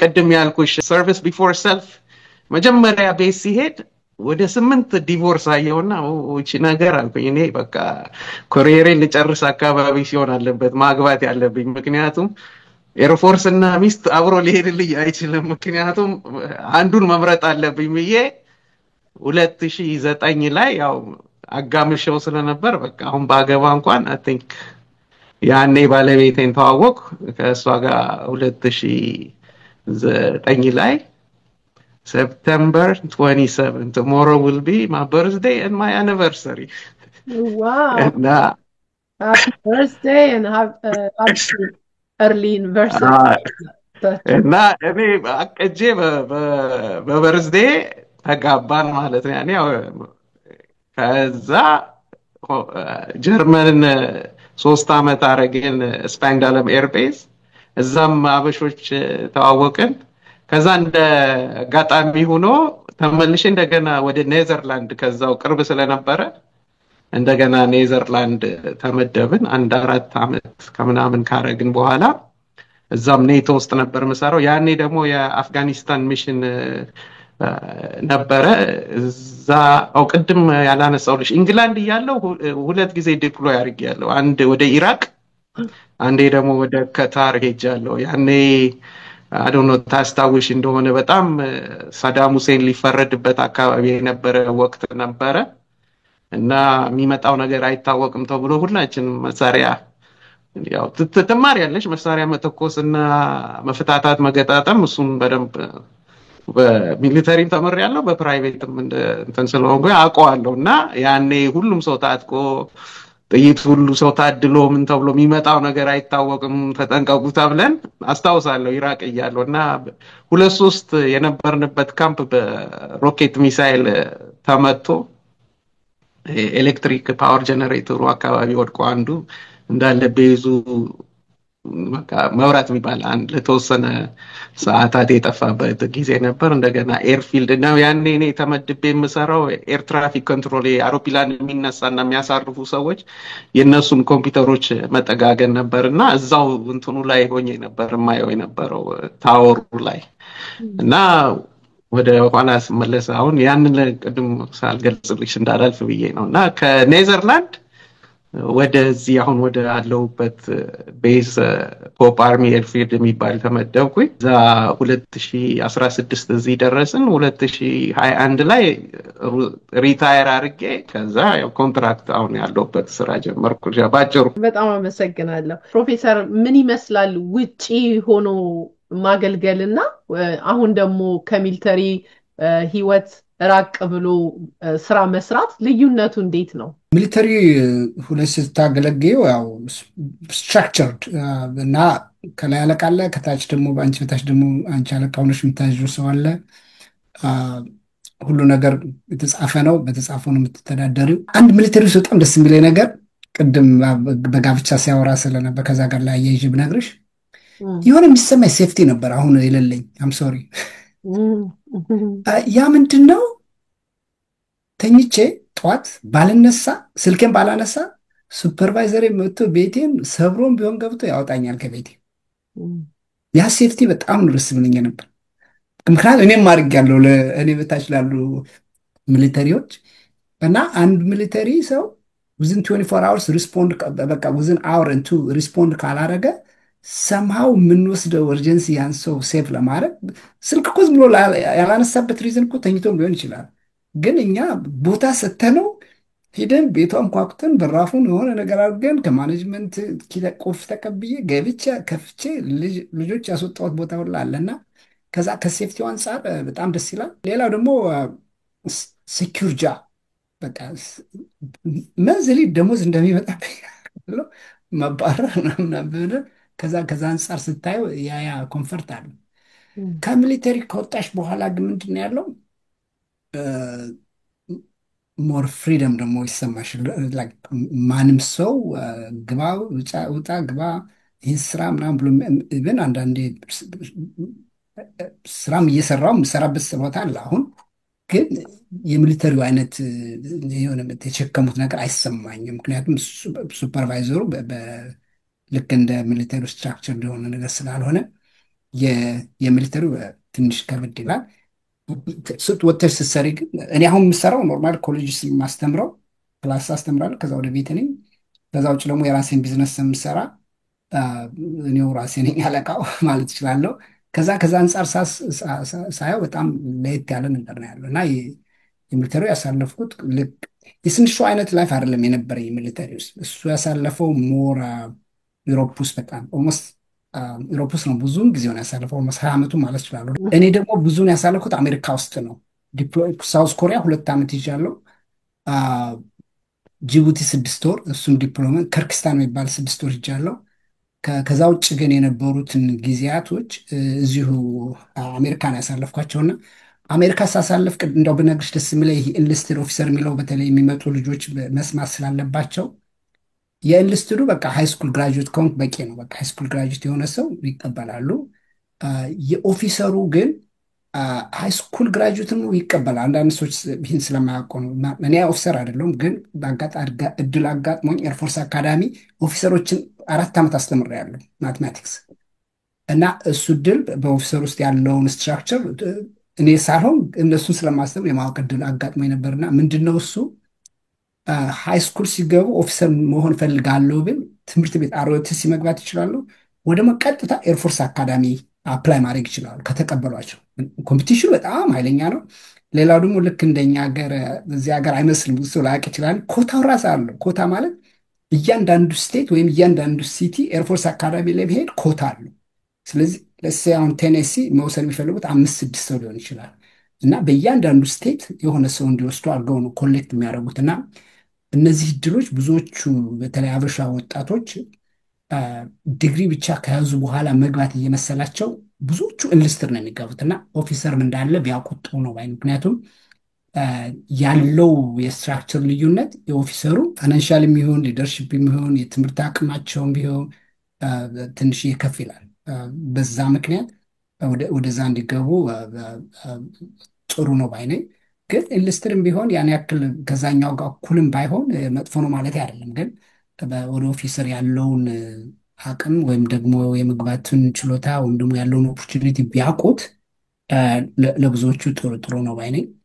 ሌላው ደግሞ በሚሊተሪ ውስጥ አንዴ ሁሌ ደጋግሜ የምናገረው ከአሁን በፊት ማን ይግባ የሚባል ጥያቄ አለ። ማን ነው ሚሊተሪ መግባት ያለበት? ማን ነው? ምን አይነት ሰው ነው የሚል ጥያቄ ብዙ ጊዜ ይመጣልና ቅድም ጠይቀሻት ነበር ማለት ልጅሽ ብትገባ ወይ አንቺስ መልሰሽ ትገቢያለሽ የሚለውን ጥያቄም አያይዤ ለመመለስ ስለፈለግኩ ነው። እና የሚገባበት ሪዝን ለስ አሁን ለትምህርት ቤት ከሆነ ትምህርት ቤት ግን ስኮላርሽፕ የሚያገኙ ፋይናንሻል የሚያገኙ ከሆነ ሚሊተሪ ለመግባት አስፈለገ። ምክንያቱም የፋይናንሻል የትምህርት ቤት እድሉም ከዚህ የሚያገኙት ከሆነ ግን አሁን እኔ የገባሁበት ቀጥታ ከኢትዮጵያ መጣው ትምህርት ፍላጎት አለ። የትምህርትን ፍላጎት ሊሞላ የሚችልን እድል ከውጭ ስላላገኘው ሚሊተሪ ገባ ወሰንኩ ማለት እና ሲወስኑ በትክክል የወሰኑበትን ሪዝን ቱሰርቭ በቃ ሌላ አማራጭ የለኝም በዚህ ነው የምሰርቭ ካለ ወሰየው። ለኤዱኬሽን ብለህ ከገባ የኤዱኬሽን ሌላ አማራጭ አለ ወይ ነው። ትራቭል ካልሽ ከትራቭል ታደርግ ሌላ አማራጭ አለ ወይ ነው። ከሌለ ወሰየው ወደዚህና ሌላው ሬዲ መሆናቸውን ፊዚካሊ እንኳን እኔ ስለተወጣሁት እዚህ ሀገር የተወሉት ይወጡታል። ግን ሜንታሊው በቃ ይሄ ስቴይ ስቲል ሆኖ ሱፐርቫይዘር ከላይ ሆኖ ሲናገራዎች ስትራክቸር የሆነ ዲስፕሊኑ ስልክሽን በእጅ ሳትይዥ መኖሩ በትንሹ አሁን የአሁኑ ጀነሬሽን ያን ሊወጡት ከቻሉ ቢገቡ ጥሩ ነው ባይ። አንድ ደግሞ በጣም መግባት ያለበት ብዬ እንደ ኢትዮጵያ ነው ማውራት የምፈልገው። ቀጥታ ከኢትዮጵያ መጥተው ግን ሊሰሩት የሚችሉ ስራ ወይ ወልማርት ወይ ምናምን የዛን ነገር አጋጣሚ ከሆነ ቢገቡ ብዝበረ ላፍ ወይ ደግሞ የኛ ልጁ ነው እዚህ ተወልደው ሃይስኩል ጨርሰው ዲሳይድ ናት ካሌጅ እነሱም ልጆች ሪኮመንድ አደርጋለሁ ቢገቡ። ምክንያቱም እነዚህ አይነት ሰዎች በእርግጠኝነት ከወልማርትና ዝቅተኛ ስራ ከሚሰሩ ስራዎች ሚሊተሪ በብዙ እጥፍ ይበልጣል። ይህ ስላለ ተመሳሳይ ጥያቄዎች ስለሚመጡ ነው እነሱን መነካካት ይፈላል። ታንክ ዩ። አንድ ነገር እዚህ ጋር ቅድም የረሳኋት ልጨምርልሽ። የግዴታ 20 ዓመት አይጠበቅብሽም እዚህ ሀገር 4 አሁን ለምሳሌ መወሰን እንኳን ኮሌጅ ልግባ ወይ የሆነ ነገር አድርገህ ብለሽ የሆነ እንኳን ሀሳብ 4 ዓመት ብቻ ኮሚት አድርገሽ ቤኔፊቶችሽን ይዘሽ መውጣት ትችላለሽ። የቤት መግዛት እድልሽ ያለ ዳውን ፔይመንት የመግዛት እድል አለሽ። ከዛ በኋላ ደግሞ ትምህርትም ልማር ካልሽ የቪኤ ብዙ ቤኔፊቶች አሉ ለትምህርት የሚሆኑ። ስለዚህ የግዴታ ወይ 20 ዓመት ወይ ደግሞ ወስደው ጦር ሜዳ ይማግዱኛል። እኛ ሀገር ችግሩ ምንድነው? በተለይ በእኔም ራሴ እንዳየሁት ማለት ነው። መጀመሪያ ውትድርና ስትይ በቃ ጦር ሜዳ ነው ሰው ሁሉ የሚያስበው። እንደዛ አይደለም። ውትድርና ማለት ሞያው ነው የሚወስነው። አሁን እግረኛ ከሆንሽ እግረኛ ጦር ሜዳ ነው። ኤርፎርስ ደግሞ ፓይለት ነው ጦር ሜዳ የሚሄደው። እኛ ሞር ከጀርባ ነሽ፣ ሰፖርት ዩኒት ነሽ።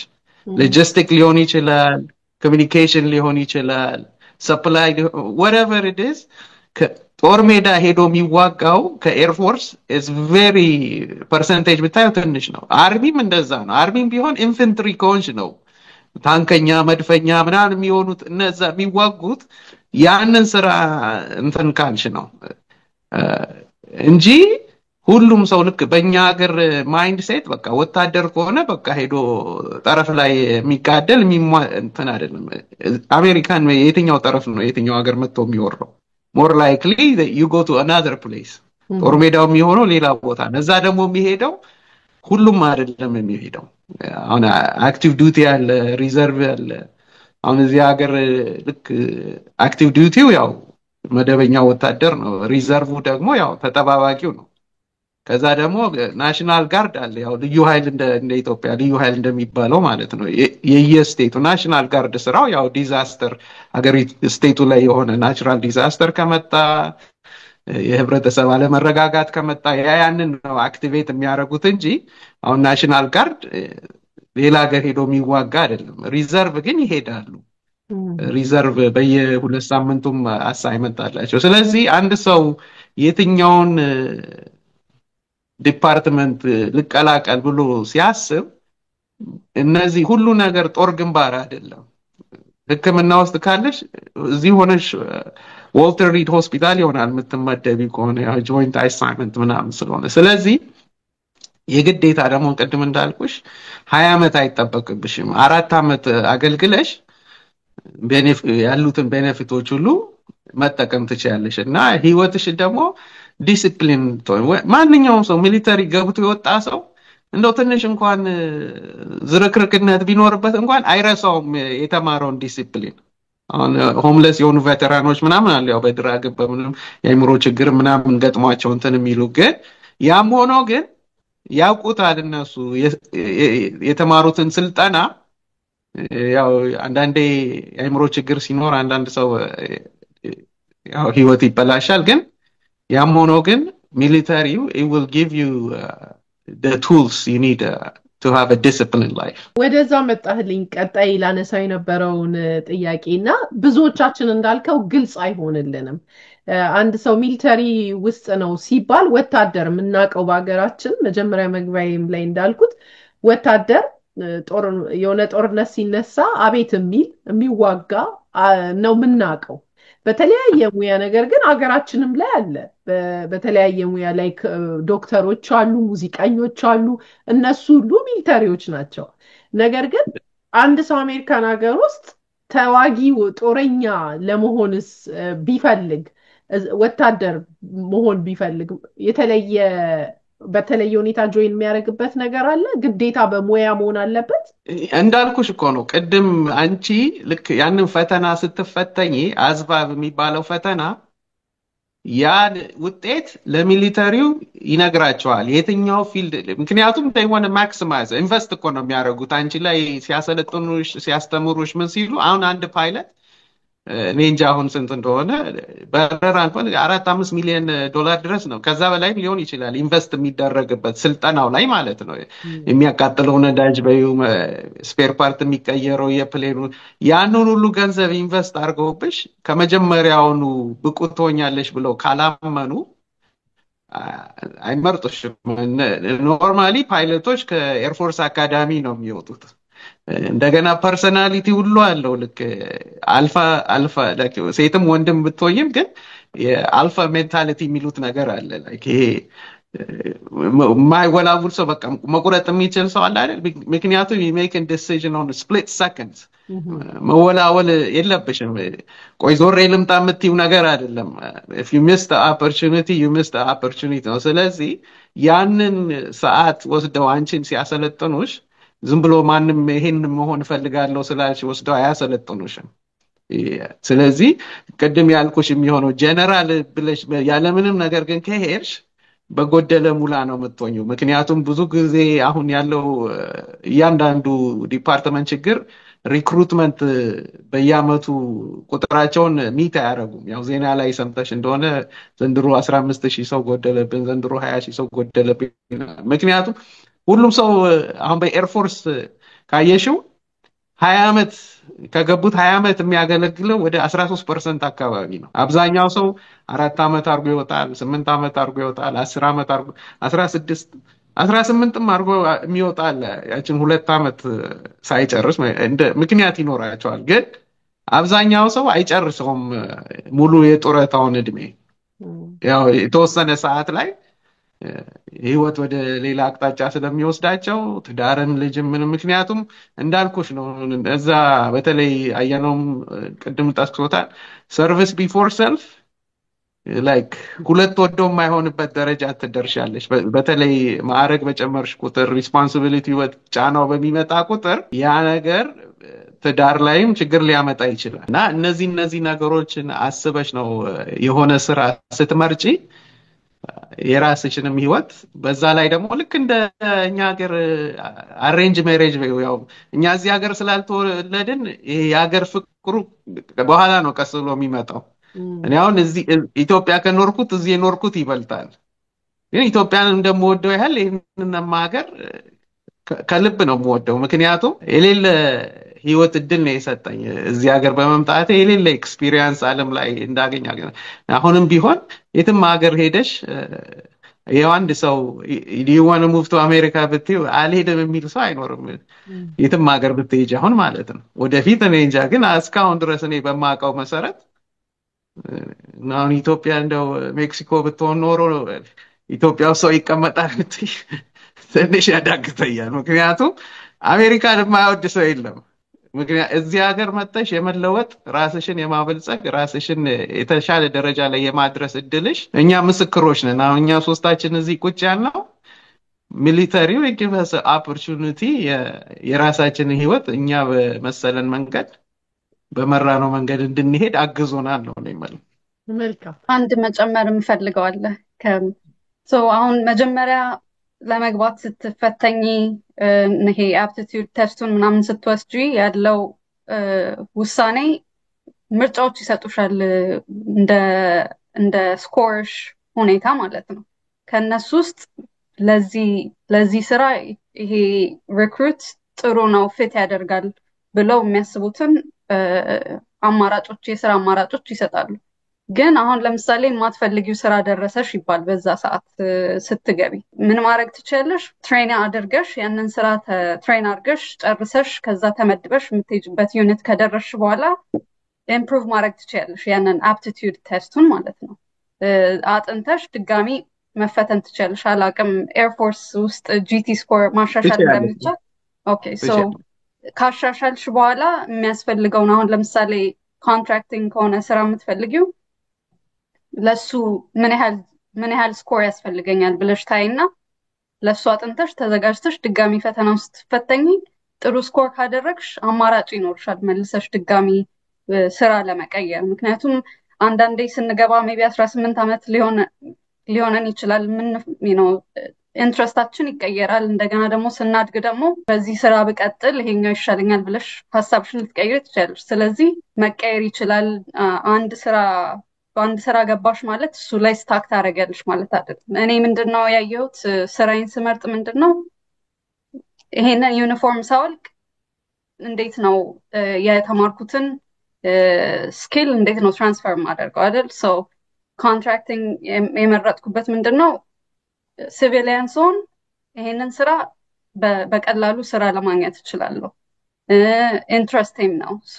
ይሄንን ስራ ከመጀመሪያ ካለኝ ስራ ወደ ሌላ ስራ ቀይሬያለሁ። መልካም። ስራ አፕላይ ስታደርጊ ከሚሊተሪ ከወጣችሁ በኋላ ለምሳሌ ቤተክርስቲያን አገልጋይ የሆነ ሰው ወይም የሆነ ቦታ አገልጋይ የሆነ ሰው ስራ አፕላይ ሲያደርግ በተለየ ሁኔታ የሚታይበት ሁኔታ አለ። በጥሩ ሁኔታ ባክግራውንዱ ለምን ማንኛውንም አገልግሎት መስጠት ቮለንቲር ማድረግ እንኳን ብዙ ቫልዩ አለው በምንኖርበት ሀገር እና ለአንቺስ የተለየ ኦፖርቹኒቲ ይዞልሽ የመጣው ሁኔታ አለ በዛ ሚሊተሪ በማገልገልሽ? አዎ አሁን ተሰማርቼ ያለሁበት ስራ ምንድነው የራሴን ስራ እየሰራው ነው። ሪል ስቴት ኤጀንት ነኝ አሁን እዚህ ባለሁበት ኖርት ካሮላይና ውስጥና ከኔክት ማደርጋቸው ኤንድ አትራክት የምታደርጋቸው ሰዎች አሉ። አንቺ ማንነትሽ የተቀረጸው ማንነትሽ ይሄንን በማለፍሽ ኢንቴግሪቲ አለ ሪስፔክት አለና ምን ያህል ዲሲፕሊን ሆነሽ እንደምትሰሪ እሱ ራሱ ይታያል። ጀስት በዚህ በማለፍሽ ማለት ነው በዚህ ኤክስፒሪየንስ በማለፍሽ እና ለእያንዳንዱ ክላይንቶቼ ተመሳሳይ ዲሲፕሊንድ ዲሊጀንስ ኦል ዲስ ቲንግስ የተማርኳቸውን ባለፉት 10 ዓመታት አፕላይ አደርጋለሁ እና እሱ ራሱ ሞር አትራክት ያደርጋል ክላይንቶች ማለት ነው ለእኔ። ስራ እስካሁን አፕላይ እያደረግኩ ነው። ብዙ አሁን ፎከስ ያደረግኩት የግል ስራ እዚህ ስራ ላይ ስለሆነ ብዙ ወደ ቅጥር እየፈለግኩ አይደለም። አሁን እንዴት ነው አገልግላችሁ ከወጣችሁ በኋላ እርስ በርስ የምትገናኙበት ሁኔታ አለ ወይ? ካለስ የተለየ የወንድማማችነት አይነት የእህትነት የተለየ ስሜት አለው? አንድ አይነት ህይወት ያሳለፋችሁበት ሁኔታ ስላለ? በጣም በጣም አንዳንዶቹ ሰዎች መጥፎ ይሉታል በት ትራማ ባንዲንግ የሚባል አለ። አንዳንዴ የሆነ ችግር ውስጥ ወይ ቻሌንጅ ውስጥ አብረሽ ስታልፊ ሞር ያንን ባንድ ጠንካራ ያደርገዋል እና አብሮ ጠዋት ላይ 4 ሰዓት 4 AM መነሳቱ ሊሆን ይችላል። ሁል ጊዜ ነው የማትፈልጊውን ነገር አብረሽ እያደረግሽ ችግሮችም ሲኖሩ አብረሽ እየፈታሽ ስለምታሳልፊ እነዚህ ፍሬንድሽፖች ከ10 ዓመት በፊት ያሉ ጓደኞች አሉኝ አሁን የምናወራቸው እና በጣም የማትተኪው ነው። በጣም ቅርብ ወንድም ነው። የሆነ ቦታ ብትሄጂ ዲፕሎይ ብትደረጊ ይሄ ፐርሰን ነው ፋይት የሚያደርግልሽ ጀርባሽን ዋች የሚያደርገው ሰው በጣም ቅርብ ነው እና በጣም ስትሮንግ ነው። መልካም ፕሮፌሰር ወደ አንተ ልምጣና ስለ ቤኔፊቶቹ ብዙ አውርተናል፣ ብዙ ተነጋግረናል፣ የሚታወቅም ነው። ነገር ግን ሰዎች በተለየ ሁኔታ ማወቅ አለባቸው። በተለይ ወጣቶች ከመግባታቸው በፊት እርግጥ አንተም አንስተኸዋል መግባት የሌለባቸውና ያለባቸው ሰዎች የምትላቸውን እንደው ለመጨመር ያክል ለቤኒፊት ብቻ ብለው ከገቡ የሚያገኙት ከሆነ ብለህናል። ከውጪ ለዛ ብቻ ብለው ባይገቡ መልካም ነው። ነገር ግን ለቤኒፊቱ ብቻ ሳይሆን እንዳልከው ይሄ ፓሽን ያላቸው ሆኖ ነገር ግን ምናልባት ባይገቡ የምትላቸው እስቲ ምን እንደሚነገረው ከውጪ እንደሚሰማው ነው ወይ ማለት ዋጋ የሚከፈልለት ነው ወይ ቤኒፊቱ? ከቤኒፊቱ ይልቅ ፓሽኑ ነው ዋጋው። ለእኔ ለፓሽኔ ዋጋ ከፍላለሁ። የምፈልገው ከሆነ እንደውም አሁን ፋሚሊ ከመሰረትኩ በኋላ ለልጅሽ፣ ለባልሽ፣ ለባለቤትሽ ስትይ የምትፈሪ ፍራቻ ይኖራል። ግን በወጣትነት ግን የምፈልገው ከሆነ አምጀስ አጎጌር ከዛ አንጻር የሚፈልጉት በቃ ሰርፍ እናደርጋለን ከሀገር አንጻር ከዛ አንጻር ብትከለካያቸው ማቆም መሄዳቸው አይቀርም። ግን ምንድነው ዞሮ ዞሮ ሲወስኑ በትክክል ወስነው እንዲገቡ ቅድም ስንሻ በደንብ ያለው ከመሄዴ በፊት ብዙ ሰርፕራይዝ ያልሆንኩኝ ብዙ የራሴን ሪሰርች ሰርቻለሁ አለ እና ሲሄድ ስና ቢግ ዲል ፎር ሂም አውቆት ነው የገባ እና ልጆች ሰዎቹ እኛንም ጠይቀው ሊሆን ይችላል። ፐርሰናል ጥያቄ አክሰሳለን ባንቺ አድርገው እኛን ማግኘት ይችላሉ። አሁን ደግሞ ጥሩ ነው ጉግልም ቻትጂፒቲ ብዙ ይነግራል እና በትክክል ሲገቡ ሊያገኙት የሚችሉትን ነገር የፈለጉትን ደግሞ እንደሚያገኙት ያን ሁሉ አውቀውት ቢገቡ ጥሩ ውሳኔ ይወስናሉ። እና አሁን ቅድም ካልሽው አሁን ወደ ስራ ሙያ በወስደው አንድ ሰው ሄዶ ወታደር መሆን ከፈለገ ከውትድርና ብቻ የሚሰራ ስራ መስራት ቢፈልግ ሰየው ጥሩ ነው። ግን አንድ ዲስአድቫንቴጅ ደግሞ ልንገርሽ ከዛ ዙሪያ እኔ ወታደር ከሌላዎች የማይገኝ ብሰራ ሪታየር ሳረግ ከ10 ዓመት በኋላ ከ5 ዓመት በኋላ ስወጣ ከውጭ ስራ የለኝም እና በዚህ ምክንያት እኔ በጣም ብዙ ጊዜ አድቫይስ የማደርገው ከውጭው እኔ አሁን መምህር ነኝ ማትማቲክስ ማስተማር ስለምፈልግ እዛም ብቻ ያደረኩትን ነው የምነግርሽ። መጀመሪያ ኤሌክትሪካል ነው የገባሁት። 7 ዓመት ኤሌክትሪካል ሰራው። ከዛ ቅድም መልሄድ ተናግራለች ክሮስ ትሬን አድርጌ ኮምፒውተር ኔትወርኪንግ ተማርኩ ሌላ 7 ዓመት። በመካከል ላይ ደግሞ ማትማቲክስ ዲግሪ ስለነበረኝ ማትማቲክስ እንዳስተምር እሱ እንኳን ክሮስ ትሬን አድርጌ ሳይሆን ስፔሻል ዱቲ ይሉታል። አንድ ሰው ስፔሻል እውቀት ካለው በዛ እውቀት እነሱ ልጆች ነን በቃ እኛ እነፈለጉ ነው የሚያደርጉና ማትማቲክስ ትችላለህ ና በል አስተምር ብለው እንደዛ ነው ያደርጉኝ። ወስደው ኤርፎርስ አካዳሚ ደግሞ 4 ዓመት እንዳስተምርና በ20 ዓመት ውስጥ 3 የተለያየ ሙያ ሰርቻለሁ። ኤሌክትሪካል ነበር፣ ከዛ መሀል ላይ ኮምፒውተር፣ ከዛ ማለት መልሼ ደግሞ የራሴ ሙያ ኔትወርኪንግ ስለሆነ ወደ ኔትወርክ መልሰውኝ በ20 ዓመቱን በዛ መልኩ ነው የጨረስኩና ሲገቡ ሙያው ቢሆን እንደው ጥሩ ሪኮመንድ ማድረገው ምንድን ነው ከሚሊተሪ ከወጡ በኋላ የሚቀጥሉት ሙያ ቢሆን ያ ማለት ግን ምንም ስራ ቢሆኑ ሊደርሺፑ፣ ማኔጅመንቱ፣ ቲምወርኩ፣ ሜንታል ጥንካሬ፣ ፊዚካል ትሬኒንግ እሱ እንዳለ ሆኖ ማለት ነው። ግን ለስ አሁን ጥሩ ሙያው ነርሶች በሜዲካል የሆኑ ነርሶች አሁን እዛ ሲገቡ ሲወጡ ያበጃ እና ቴክኒካል የሆነ ነገር ኮምፒውተር የሆነ ነገር ለስ አሁን ስንሻው አሁን የኮምፒውተር ባለሙያ ነው 20 ዓመቱን የሰራ እሱ ነው። ከሱ ሲወጣ አሁን እሱን የማይቀጥር ሰው ማን ሊሆን ይችላል? ማንም ሊሆን አይችልም። 20 ዓመት በሙሉ ኮምፒውተር እንደፈለገ የሚያደርግ ሰው ነው እና አሁን የሚሰራው በኮንትራክተር ሰብ ኮንትራክተር ሆኖ ለዲፓርትመንት ኦፍ ዲፌንስ ነው የሚሰራው። እና የሚገቡት ሙያ ሚሊተሪ ሳይንስ ያደርጉ የሚፈልጉትን ሙያ እዛው ላይ እንዲሰሩ ይቻላል። የሚቻለው ምንድን ነው? ፈተናውን የሚፈልጉትን ሙያ ሚኒመም ሪኳርመንቱ ማምጣት ነው። በአጋጣሚ ግን ደግሞ ያልሆነ ሙያም ከገቡ በኋላም ቅድም እህታችን እንዳለችው ክሮስ ትሬን አድርጎ መቀየር ይቻላል። መልካም። ወደ ስንሻው ልሂድና ሚሊተሪ ሲኮን ዩኒፎርሙን ሲለብሱት የተለየ ስሜት አለው ብዬ አምናለሁ። እንኳን እሱ አይደለም ምንም አይነት ነገር አንድን ቦታ የሚወክል ዩኒፎርም ስንለብስ ከባህሪያችን ጀምሮ ከአመለካከታችን ጀምሮ በዛ ልብስ ውስጥ ስንኖር ይቀየራል ማንነታችን ለተወሰነ ጊዜ ብዬ አምናለሁ። ይሄ የግል አመለካከቴ ነው። ያንን ዩኤስ አርሚ የሚል ዩኒፎርም ከሆነ ከተሳሳት ታርመኛለህ። ኤርፎርስ ኦኬ ኤርፎርስ የሚል ስትለብሱ ኤንድ ኦፍ ዘ ዴይ ሁላችንም ኢትዮጵያውያኖች ነን። የሆነ ጊልት ይኖረው ይሆን?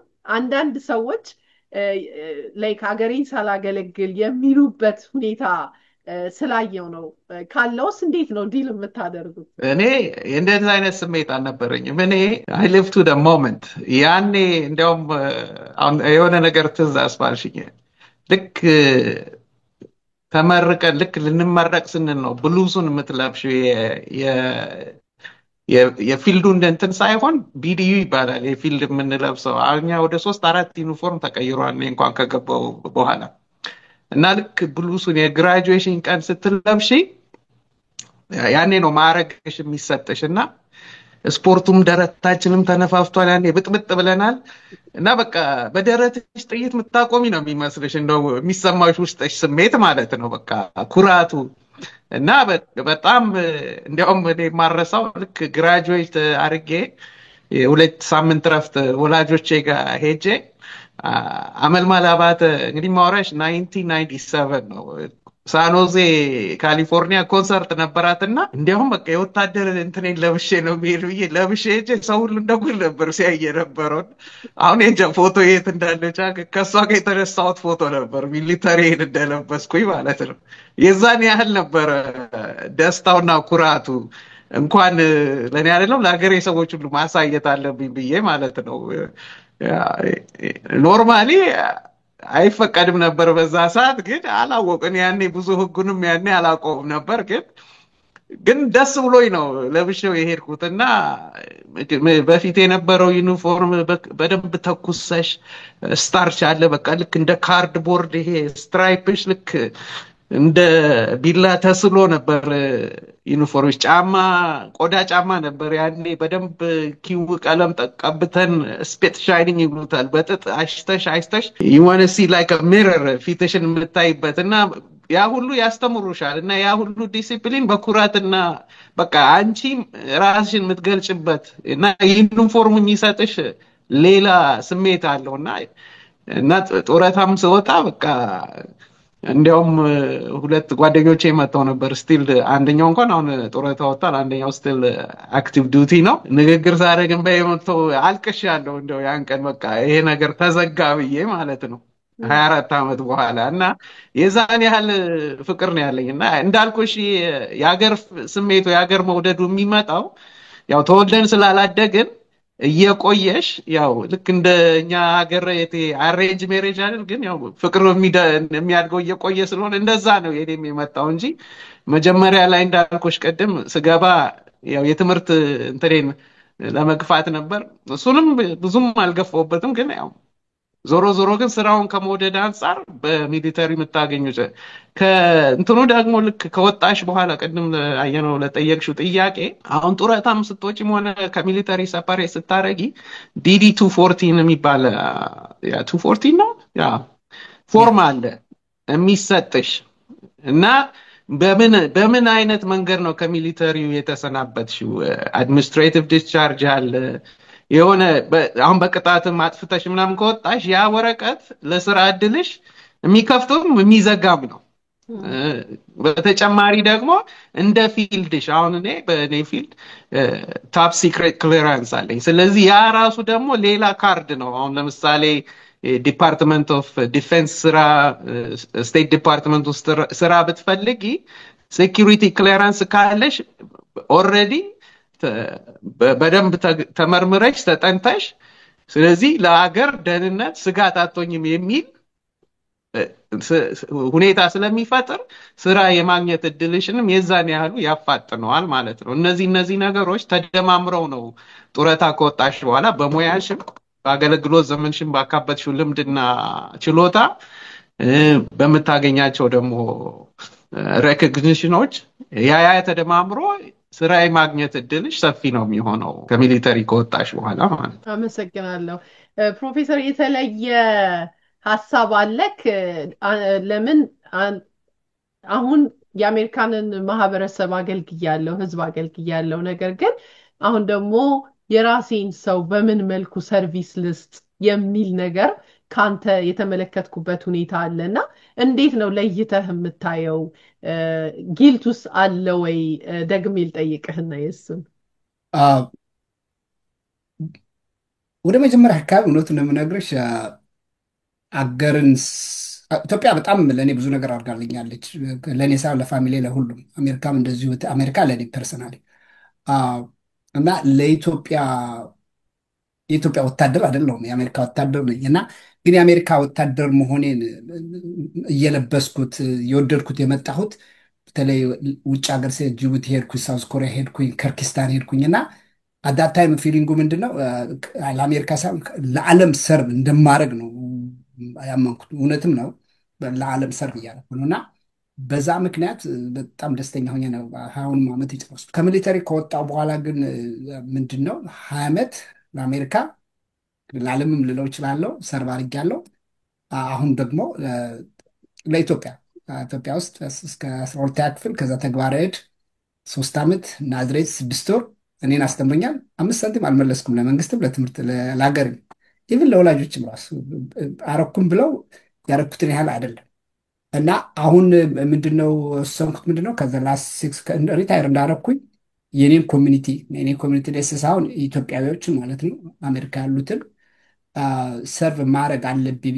እንደውም አንድ የረሳሁት ነገር ኢትዮጵያም ሊሄድ ነበር ሪታይር እንዳረኩ፣ በቃ ተነስቼ ነበር እና ደዋርቅ ላይ ትምህርት ቤት ፕራይቬት ስኩል ለመክፈት መሬት አፕላይ አድርገህ ምናምን 3 ሰዎች ሆነ ምናምን ጨርሰን እሱን አፕላይ ያደረኩት ሪታየር ከማድረጌ ከ8 ዓመት በፊት ነው።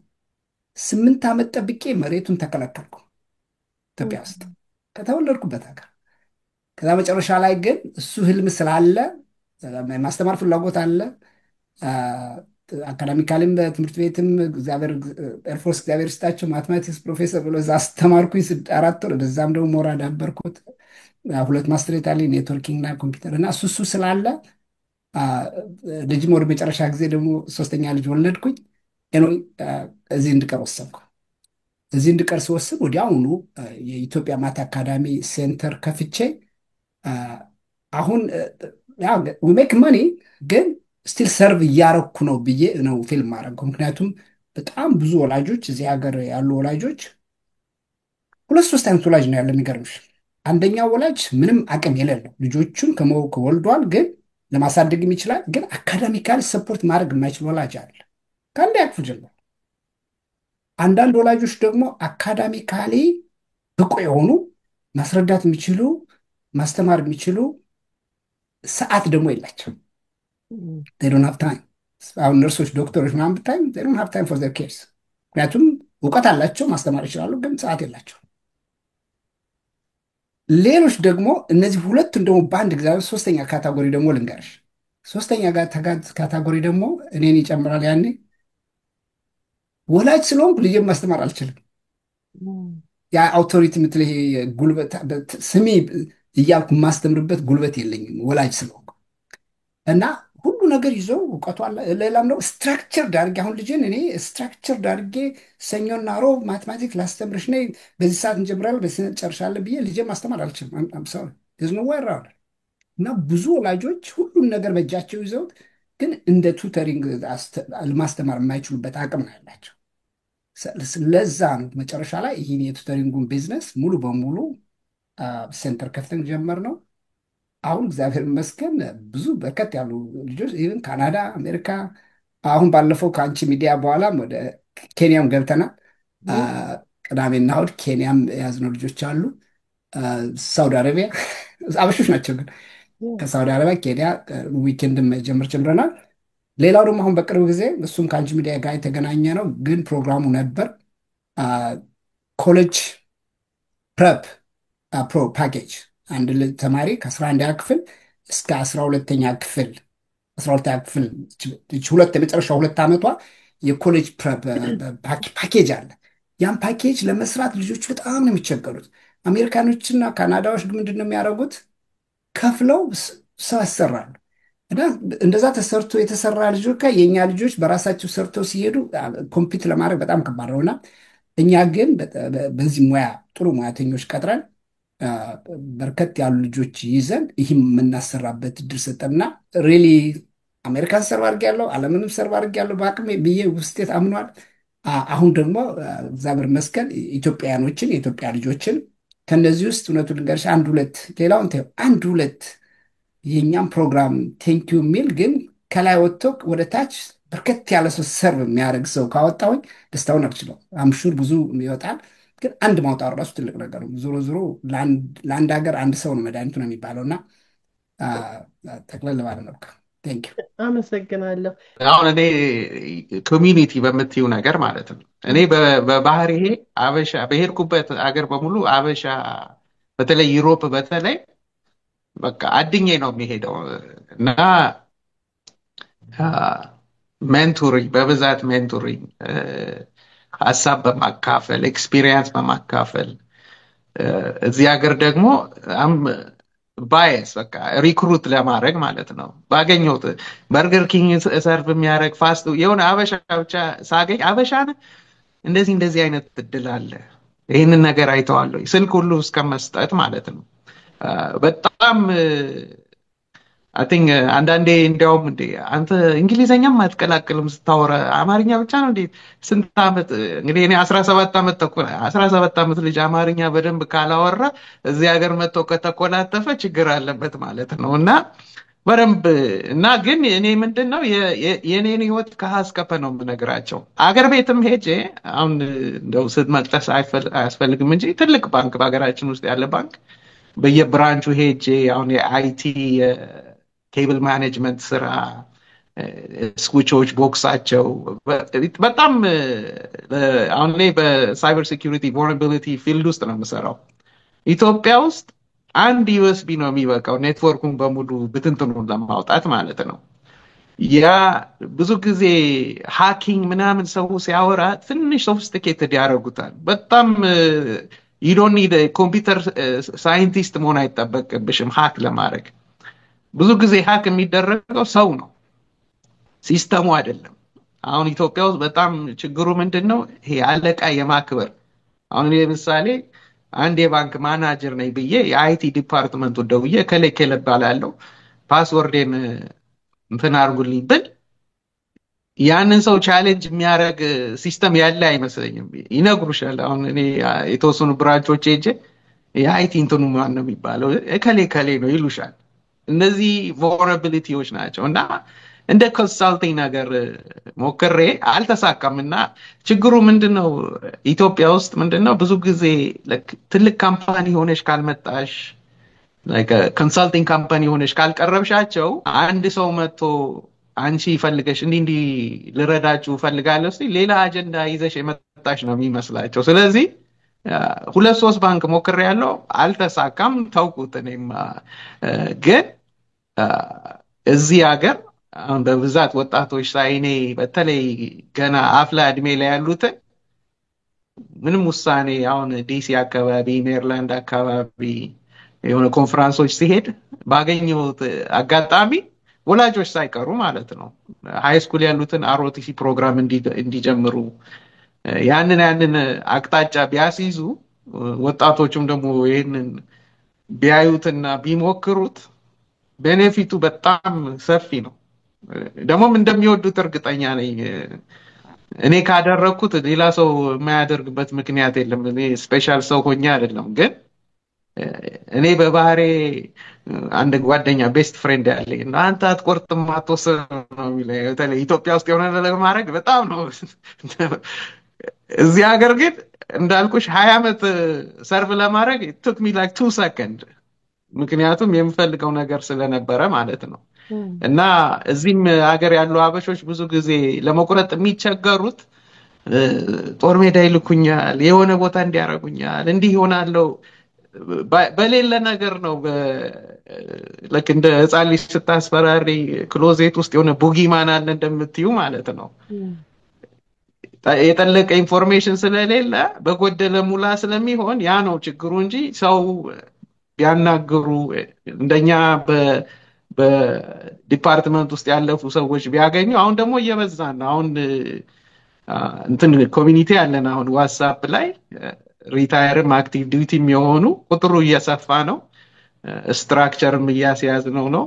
እዛ ውስጥ ኦርጋናይዝ ያደረጉ ሰዎች አሉ። አሁን ፈቃድ ስለሌለኝ ስማቸውን ለመጥቀስ ግን ያ ኮሚኒቲ እያደገ ነው። በተለያየ ስቴት የሚኖሩ ናቸው። እነዚህ ሰዎች ደግሞ ልክ እንደኔ የራሳቸው የሆነ ደግሞ ትልልቅ ኤክስፒሪየንስ ያላቸው ኦፊሰሮችም አሉ፣ ትልልቅ ሲኒየር ኢንሊስትድም የሆኑ አሉ፣ አዳዲስም የገቡ ልጆችም አሉ። ገና ኤርፎርስ ውስጥ 3 ዓመት 4 ዓመት ያረጉ አገልግሎም 30-40 ዓመትም አገልግለው የወጡም አሉ እዛ ውስጥ እና ይሄ ኮሚኒቲ እያደገ ሲሄድ will become the poster child እንደሚሉት ማለት ነው። የሀገራችንን ሰዎች ለመርዳትና ለመጥቀም ኢንፎርሜሽንን ለመለዋወጥ እድሉ ሰፊ ይሆናል እላለሁ ማለት ነው። ያ በጣም አመሰግናለሁ። በደንብ ተደራጅታችሁም አንዳንድ ጊዜ ከተለያዩ ባለሙያዎች እዚህም ካናዳ ካሉ እዚህ ትልልቅ ቦታ መንግስትን የሚያገለግሉ ይጓጉና ልክ እንዳንተ አሁን አይቲ ውስጥ ያለ ይሄ ያንተ ኮንሰርን የተሰማው በመንግስት ደረጃ አሁን እንደምታውቁት በዚህ ዘመን ይሄ የቴክኖሎጂው ሁኔታ ምድር ላይ ውጊያው ምድር ላይ ብቻ ሳይሆን አየር ላይ ያለው ብሷል እና ኢትዮጵያ ቮልነራብል ናት፣ ምንም ነገር ፕሮቴክት የሆነች አይደለችም በሚል ሄዶ ለማገልገል ሲል አሁን አንተ የገጠመህ ነገር ነው የገጠመውና ያው የትረስት ኢሹ አለ፣ ማነህ መባል አለ፣ ብዙ ነገር አለ። እዚህ በቅንነት አገሬን ባገለግል አሁን አሜሪካ ስላመነችኝ ካናዳ ስላመነችኝ አገሬን ማታምነኝ ምንም ምክንያት የለም በሚል ነው። ነገር ግን አሁን እንዳልከው አዝ ኮሚኒቲ በደንብ ተደራጅታችሁ ባለሙያዎች ወደኋላ ማትባሉ አይነት ነገር ጉልበታችሁን አጠንክራችሁ አገራችሁን ተስፋ ሳትቆርጡ እንደምታገለግሉ ሰርቪስ እንደምትሰጡ ተስፋ አደርጋለሁኝ። መልክ ወደ አንቺ ልምጣና ለሁላችሁም ጠቅለል ያለ ምናልባት የመጨረሻም የሚሆን ጥያቄ ላንሳና ብዙ ጊዜ ጡረታ አሁን አንቺ በጣም ወጣት ነሽ እና ጡረታ መውጣት ግድ ነው? እንዴት ነው early ጡረታ የሚወጣበት ሁኔታ? ለምን እንደምናውቀው ሚሊተሪው ከሌላው በምንድን ነው የሚለየው? ሁላችንም የምናውቀው 65 ይመስለኛል በካናዳ ካልተሳሳትኩኝ እድሜ ሲደርስ ነው የሚወጣው። የሚሊተሪ የሚለየው በምንድን ነው? በዛውም ደግሞ አያይዛችሁ የምትነግሩኝ ጡረታ ሲባል ደግሞ የጡረታ ገንዘብ አለ ስናቅ፣ እንዴት ነው ክፍያስ አለ ወይ? ሁለቱን እስቲ ንገሪኝ። አክቲቭ ዲዩቲ ሆነሽ ካገለገልሽ ለ20 ዓመት ጡረታሽን ታስከብራለሽ። ወዲያው ነው ጡረታሽ የሚሰጥሽ። እንደገና ደግሞ ከጀመርሽ ሰዓት ጀምሮ እስክትወጪ ድረስ በሴም ኮንዲሽን አትሆኝም። የጭንቅላት ሊሆን ይችላል ወይ የቦዲ ኢንጁሪ ሊሆን ይችላል። እነሱ የሚከሰቱት ሀፕን ያደረጉትን አገናዝቦ ለሱ ደግሞ ኮምፐንሴሽን ይኖራል እንደ ጉዳቱ ተመስርቶ ማለት ነው። እና ያው 20 ዓመት ያገለገለ አክቲቭ ዲዩቲ የሆነ ሰው ጡረታውን ወዲያው እድሜ ሳይጠብቅ ገና እንደጨረሰ ጡረታውን ያገኛል። ሌላኛው ደግሞ ያው ናሽናል ጋርድ እና ሪዘርቭ ስትሆኚ የአክቲቭ ዲዩቲ ታይሙ የሚቆጠረው የተለየ ነው። ምክንያቱም ኦንኮል ስለሆንሽ የሚቆጠሩት ሰዓታት በጣም ጥቂት ናቸው። ረዘም ያለ ጊዜ ሊፈጅ ይችላል እዛ ጡረታ ላይ ለመድረስ እና ሞር እኔ ስለ ሪዘርቭ እና ስለ ናሽናል ጋርድ ብዙ እውቀት የለኝም፣ ግን አክቲቭ ዲዩቲው እንደዛ ነው። መልካም። በዛውም እስቲ አንቺ ላይ ትንሽ ልቆይና አሁን ሪል ስቴት ኤጀንት ውስጥ ነሽ ያለሽው፣ በሌላ ጊዜ በሰፊው እንገናኛለን ስለምፈልግ እንደው አጋጣሚ ይሄንን አጋጣሚ አድርጎ በዚህ ሙያ ውስጥ ያለ ብዙ ግንዛቤ የምንፈልግባቸው ሁኔታዎች ስላሉ ማለት ነው እና እንዳንቺ አይነት ደግሞ ዌል ዲስፕሊንድ የሆነች ሪል ስቴት ማግኘት ሬር ነው እና እስቲ ይሄንን የሚሰሙ ሰዎች ሰርቪስሽን ማግኘት የሚፈልጉ ስላሉ ራስሽን አስተዋውቂን፣ የምትገኝበትን። መልክ ዝክሬ ንጋቱ ነኝ። አሁን ያለሁት ፌይትቪል ኖርት ካሮላይና ውስጥ ነው። ፌስቡክ ላይ ያለሁኝ። እንደገና ደግሞ ስልክ ቁጥሬ 910-818-8086 ነው። ኖርት ካሮላይና ውስጥም ባትገኙም በኤኒ ስቴት ያላችሁ ሰዎች ጥያቄ ካላችሁ ስለ financing or any ስለ ቤት አገዛዝ process or anything ከሪል ስቴት ጋር የተያያዘ ጥያቄ ካላችሁ በዛ ስልክ ልታገኙኝ ትችላላችሁ። በጣም አመሰግናለሁ ፕሮፌሰር አየነው። አንተም የግልህ ስራ ላይ ስለሆንክ እስቲ ንገረን ኮንታክትህን፣ የሱንም እንዲሁ ተመልካቾች ከታች እንተውላችኋለን። አያነው ፈንቴ ሀጎስ ባላለው ዋና ፉል ታይም ስራ ኮሚኒቲ ኮሌጅ ውስጥ ማቴማቲክስ ነው የማስተምረው። ግን አሁን በተጨማሪ በኢትዮጵያ ማት አካዳሚ ብለን ከ2019 ሪታየር እንዳደረኩት የመሰረትኩት የቱተሪንግ ፕሮግራም አለ። አፍተር ስኩል ፕሮግራም ስንጀምረው ለማትስ ነበረ የኔ እውቀት ለማትማቲክስ ነበር የጀመርነው። አሁን ማትማቲክስ ከአንደኛ ክፍል እስከ ኬጅም አሁን ጀምረናል። ግን ከአንደኛ ክፍል እስከ 12ኛ ክፍል ማትማቲክስ አለ። ሪዲንግ ከአንደኛ ክፍል እስከ 8ኛ ክፍል፣ ከአንድ እስከ 8 ያሉት ሪዲንጎች እዚህ አሜሪካኖችን ቀጥረን የምናሰራው። ማትማቲክሱ ግን ሁላችንም በዩኒቨርሲቲ ደረጃ ወይም በኮሌጅ ደረጃ ከረንትሊ እያስተማርን ያለ ፕሮፌሰሮች ነው ሁላችንም፣ ከሚድል ስኩል እና ሃይ ስኩል ያለ ነው ማለት ነው። እርሊ ያሉትን ግን ያው እዚያ የተወለዱ አክሰንት የሌላቸው መምህራኖች ስለሚመረጡ እዚህ ተወልደው ግን በዩኒቨርሲቲ ደረጃ ቴክኒካል ዲግሪ ያላቸውን ልጆች ቀጥረን በዛ ነው የምናሰራው። አሁን በቅርብ ጊዜ ደግሞ ሳይንስ፣ ባዮሎጂ፣ ፊዚክስ፣ ኬሚስትሪ የምንጨምርበት እድል አግኝተናል። እሱ ዋንን ዋን ነው። ሌላው ደግሞ የሜንቶሪንግ ፕሮግራም። ሜንቶሪንግ ማለት አንድ ሰው የዲስፕሊን ሊሆን ይችላል ወይ ደግሞ ዩኒቨርሲቲ ለመግባት የኮሌጅ ፕሬፕ ሊሆን ይችላል። እሱን ማዘጋጅ ሙሉውን ፓኬጅ እኛ እንጽፈውም እኛ እንሰራውም፣ ግን እነሱ ልጆቹ ሲሰሩት እኛን የማሻሻል ወይም ደግሞ አካባቢ በሰዓቱ እንዲጨርሱት የማድረግ የመጠቆም፣ በአጠቃላይ በሳምንት አንዳንድ ጊዜ ሚት እያደረጉ ከሜንቶሩ ጋራ ሙሉን ፓኬጁ በ2 ወር በ3 ወር ውስጥ በቂ የሆነ ጥሩ የሆነ ፓኬጅ የማዘጋጀት ፕሮግራም ጀምረናል። አሁን ሳናስበው በትንሽ ነበር የጀመረ፣ አሁን እየሰፋን ሁሉንም ስቴት ጀምረናል። ኬዲ ባዘወይ የካናዳ ኮሌጅ ፕሬፕ ማየት ስተዲ ማድረግ ሞክረን ነበር። የሚለው የአሜሪካ ነው ትንሽዬ ሞር ዲፕ አይነት ፓኬጅ ነው ያላቸው እና የካናዳዎቹ በአሜሪካኖቹ ስታይል ፕሪፔር ከሆኑ ለካናዳ ተማሪ በስት ይላል። ምክንያቱም የካናዳ ሪኳርመንቱ ትንሽ ስለሆነ፣ ግን በዩኒቨርሲቲው በእኛ ማለት ነው በአሜሪካው ስታይል ፕሪፔር የሆነ ተማሪ ከየትም ዩኒቨርሲቲ አሜሪካን ሊሆን ይችላል ካናዳ ሊሆን ይችላል ኮምፒት አድርጎ ዩኒቨርሲቲ ለመግባት እድሉ ሰፊ ነው ይላል እና ይህንም ለመጨመር ነው። እግዚአብሔር ይመስገን እንግዲህ ሰርቭ ስናደርግ ነበር፣ አሁንም ሰርቭ እያደረግን ነው። ቴንኪዩ። ቅድም ስለ ሪታይርመንት ትንሽ ጀምረሽ ነበርና ሪታይርመንት 20 ዓመት ሰርቭ ማድረግ ቀላል ነገር አይደለም፣ እንዲሁም ሲያንስ ነው 20 ዓመት። አንዳንዶቹ ቅድም ስንሻው ተናግሯል። ኢቨን ትዳራቸውን ራሱ ትዳር የሚይዘው ከትዳራቸው ጋር የማይኖሩ ሰዎች ናቸው። 6 ወር 1 ዓመት የሆነ ቦታ ሊልኩሽ ይችላሉ። አንዳንድ ቦታማ እንደውም እኔ ሁላ አይ ቲንክ የእነሱን አላውቅም፣ የእኔ እድለኛ ነኝ፣ ብዙ ቦታም ዲፕሎ አልሆንኩም። አንዳንድ ቦታ ደግሞ ጭራሽ ወላጆች የማያውቁበት ሲቹዌሽን ሊኖር ይችላል ያለው እና 20 ዓመቱን ስትራክቸር ዱነሽ ሰርቭ ማድረግ ለሀገር።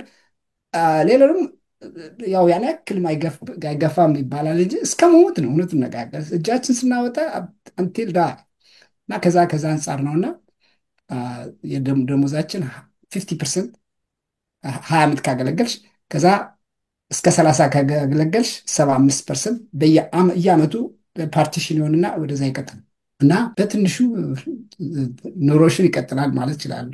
ቴንኪዩ። በጣም ደስ ይላል። ወደ ስንሻው ልምጣና አንተስ እንዴት ነው? አንተን ማግኘት የሚፈልጉ ሰዎች ምናልባት አሁን እንደነገርከን በርገር ኪንግም የትም በአጋጣሚ በተለይ ኢትዮጵያኖችን ሳይ ለምን እንዲህ አይነት እድላት አልሞክርም እላቸዋለሁ ስትል ሰምተናል እና ምናልባት ይህንን የሚያዳምጡ ሰዎች ያንተን ምክር ቢፈልጉ ወይም ደግሞ የተለየ ሰርቪስ የምትሰጠው ነገር ካለ አሳውቀን። እኔ የተለየ ሰርቪስ የምሰጠው እንትን የለም። ስራ አሁን ለምሳሌ አይ ዶንት ኖ የምሰራበት ካምፓኒ ኮንትራት የያዘው ኦናይዳ ኢኖቬሽን ሶሉሽን የሚባል ካምፓኒ ነው። በየስቴቱ የተለያዩ ስቴቶች ኮንትራት አላቸው ከኮሎራዶ ኦል ዘ ዌይ ቨርጂኒያ፣ ሜሪላንድ፣ ኒውዮርክ ውስጥ እና ትልቅ ካምፓኒ ነው እና ኦናይዳ ኢኖቬሽን ቴክኒካል ሶሉሽን ላይ እዛ ላይ ቢገቡ ክፍት ቦታዎች ስራዎች አሉ። ግን ዋናው ምንድነው ሚኒመም ሪኳየርመንት ሴኩሪቲ ክሊረንስ እና ወይ ሴኩሪቲ ፕላስ ወይ ኔትወርክ ፕላስ እንደዚህ አይነት ሰርቲፊኬሽን ነው። የግዴታ ዲግሪ አያስፈልግም ለእነዚህ አይነት ስራዎች። እኔ ራሴ አሁን አይደን ፊኒሽ የአይቲ ዲግሪ ና 6 ክላስ ሲቀረኝ ነው የተውኩት። በቃ ግን አሜ ጉድ ማኒ ሰው ስለዚህ ሙያ ብቻ ይበቃል የሚል አይነት ስራዎች ናቸው። ቴክኒካሊ አክቲቭ ከሆንሽ ጎበዝ ከሆንሽ እንደዚህ አይነት ስራዎች የማግኘት እድሉ ሰፊ ነው። ስልኬን እንኳን መልቀቅ አልፈልግም፣ ግን በአየነውና በመሊክ በኩል የነሱን ሰርቪስ ፈልጎ የመጣ ሰው በእነሱ በኩል ሊያገኙኝ ይችላሉ። ምክንያቱም ሁለቱም መሊክም እዚሁ ኖርዝ ካሮላይና ጎረቤት ነች፣ አየነውም ደግሞ ኦልሞስት ከ25 ዓመት በላይ ጓደኛዬ ነውና ብዙ ነገር ስለምናወራ ያው እነሱን አፕሮች ካረጓቸው እኔን የማግኘት እድላቸው ሰፊ ነውና በዛ ብቋቸው ጥሩ ነው። ግን ቅድም የሪታይርመንቱ እንዳልሽው ክፍያው እንትን አለው። አሁን ለምሳሌ እኔ አሁን 24 ዓመት ነው ያገለገልኩት። 20 ዓመት ከሞላሽ በኋላ በየአመቱ 2% ከምናምን ጭማሪ አለው እና የደሞዝሽን 50% ነው የሚለው። ያው እንደ ስቴቱ ደግሞ አንዳንድ ስቴት ኢንካም ታክስ የሌለበት ስቴት የቬተራንስ የጡረታሽ ታክስ የማይሆንበት ጊዜ አለ። እንደገና ቪኤ ደግሞ ቤኔፊት መልክ ቅድም ያነሳችው ያው ሜዲካል ሪከርድሽ ያው 24 ዓመት ስታገለጊ ጉልበት፣ ትከሻ፣ አንገት፣ ጀርባ ሁሉ ነገርሽ ቦታው አይሆንም እና ያ ተመርምሮ ያ ሬከርድ ይታይና የቪኤ ደግሞ ክሌም የምታረጊው አለ።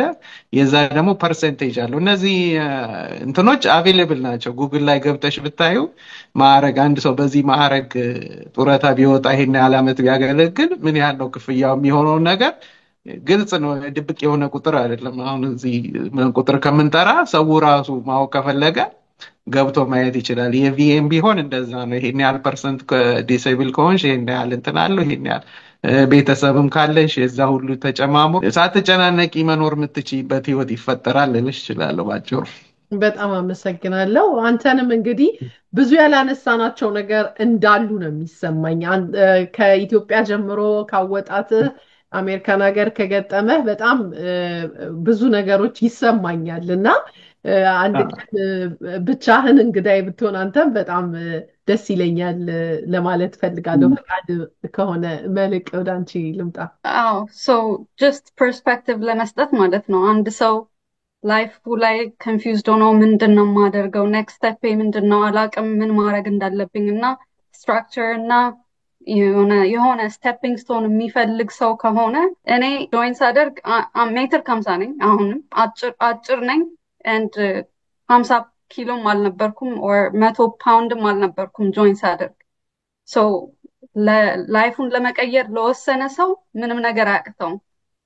ፊዚካሊም ከሆነ እኔ ችየዋለሁ፣ ሶ እነሱም ይችሉታል። ሜንታሊ ዝግጁ ለሆነ ሰው ምንም ነገር ይቻላል። ሶ ኤኒ ኩዌስችን ያለው ሰው ስለ ሚሊተሪውም or ሪል ስቴትም እኔን ኮንታክት ማድረግ ይችላል።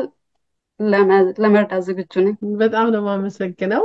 በእኔ በኩል ለዛሬ ጥያቄን ጨርሻለሁ። ምናልባት ያላነሳናቸው ልዩ ገጠመኝ የምትሏቸው ማንሳት አለብን የምትሉትን ካለ እድሉን ልስጣችሁ። እኔ አንድ ቅድም የረሳሁት አንድ ኢንግላንድ እያለሁ አብሮኝ እሱም የሚሰራ ሀበሻ መላኩ የሚባል ልጅ ነበር። አይ ቲንክ አሁን እሱም ጡረታ ሳይወጣ አይቀርም።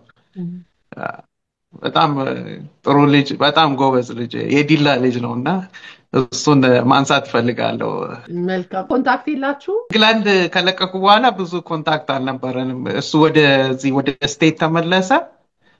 አይ ቲንክ የሆነ ሰዓት ላይ ወደ ጀርመን ተመልሶ ነበር አሉ ነው። ከዛ በኋላ ወዴት እንደሄደ እሱና ሚስቱ ሜሮን አይ ቲንክ ያኔ የመጀመሪያ ልጃቸው ሚካኤል መላኩ የተወለደበት ጊዜ ነበር እና አይ ሪመምበር ዛት 2006 ነው ማወራሽ እንግዲህ ኦልሞስት አሁን 20 ዓመት ሊሞላው ማለት ነው። መልካም። በአጋጣሚ ይህንን ፕሮግራም እንግዲህ መላኩ የሚመለከት ከሆነ ኮመንት ሴክሽን ላይ ይጽፍልናል፣ ያሳውቀናል። እሺ መልካም። መላኩ ደግሞ ምናልባት ማግኘት የምትፈልግ ከሆነ ስንሻውን ለእኔ ጻፍልኝ በስክሪን ላይ ባለው ስልክና እኔ ያገናኘሃለሁ። መልካም። ሌሎቻችሁስ የጨረስን ይመስለኛል።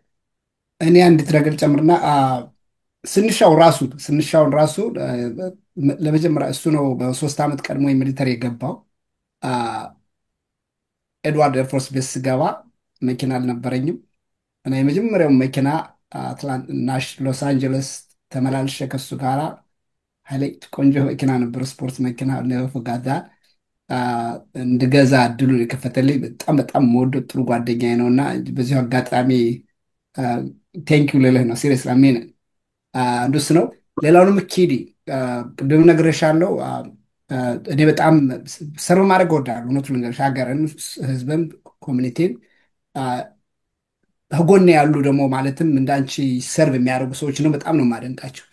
አንድ ሰው ተወልዶ በልቶ ጠጥቶ ከዛ ደግሞ መተኛት ከዛ ተነስቶ መስራት ምናምን ሳይሆን ከአንቺ ያለፈ ብዙ ስራ እኮ ሰው ቢራም ሽጦ ሲጋራም ሽጦ ኑሮ ይኖራል። ግን ከአንቺ ያለፈ ነገር ሰው ለመርዳት ራስን እየረዳት ሰው ለመርዳት ትልቅ ዓላማ ይዘሽ ስለተነሳሽ ቀጥይበት። በተለይ በአሁኑ ሰዓት ያለው ሚዲያ ከአሁን በፊት ተነጋግረናል። አዋቂዎች ተደብቀው ተሳዳቢዎች ወደፊት የመጡበት አማራጭ ነው ያለ። የአንቺ ግን ኮምፕሊትሊ ራሱን ችሎ ሌላ ገጽ ይዞ መጥቶ ጥሩ በሰል በሰል ያሉ ሰዎችን ወደፊት እያመጣሽ ኮሚኒቲውን ለመቀየር የምታደርጊው ትግል ወይም ሙቭመንት ልለው እችላለሁ። እንዳንቺ ያሉ ሰዎች ይበርክቱ ባይ እና ቴንኪዩ በጣም ነው የምናመሰግነው። ችን ለመጨመር ነው። ቴንኪዩ። መልካም። በጣም አመሰግናለሁ። መልህቅ የምትጨምሪው ነገር ከሌለ በዚህ ላይ ምንም ጨምረው የለም፣ ግን በጣም እናመሰግናለን። አያናውን በጣም ኢንቫይት ስላደረግከን እኔና ስነሻውን በጣም እናመሰግናለን። ኪዲም በጣም ቴንኪዩ ይሄንን ፕላትፎርም ሰተሽ ሰውን ኤጁኬት ለማድረግ በመሞከርሽ በጣም እናመሰግናለን። እኔም አመሰግናለሁ። ቴንኪዩ። ባይ ዘ ዌይ አያናው ያቺ መኪና ስቲል አለች፣ መስታኟ አለች። ኢሮፒዳ ተመልሳ መጣች። ያልሄደችበት አነደር ቤኔፊት ዊ ሃቭ ከካሊፎርኒያ ቆይታ ኢሮፕ ሺፕ ካሊፎርኒያ ሆና ኮሪያ ብቻ ያልወሰድኳት አለች። አሁን ጋራ እዚህ ፊት ለፊት ቆማለች። ትሰራለች፣ አሁንም ታገለግላለች። ቢሮ መላለስባታለሁ። ሪታይርድ 26 ዓመቷ ማስታይ የሚገርም ነው።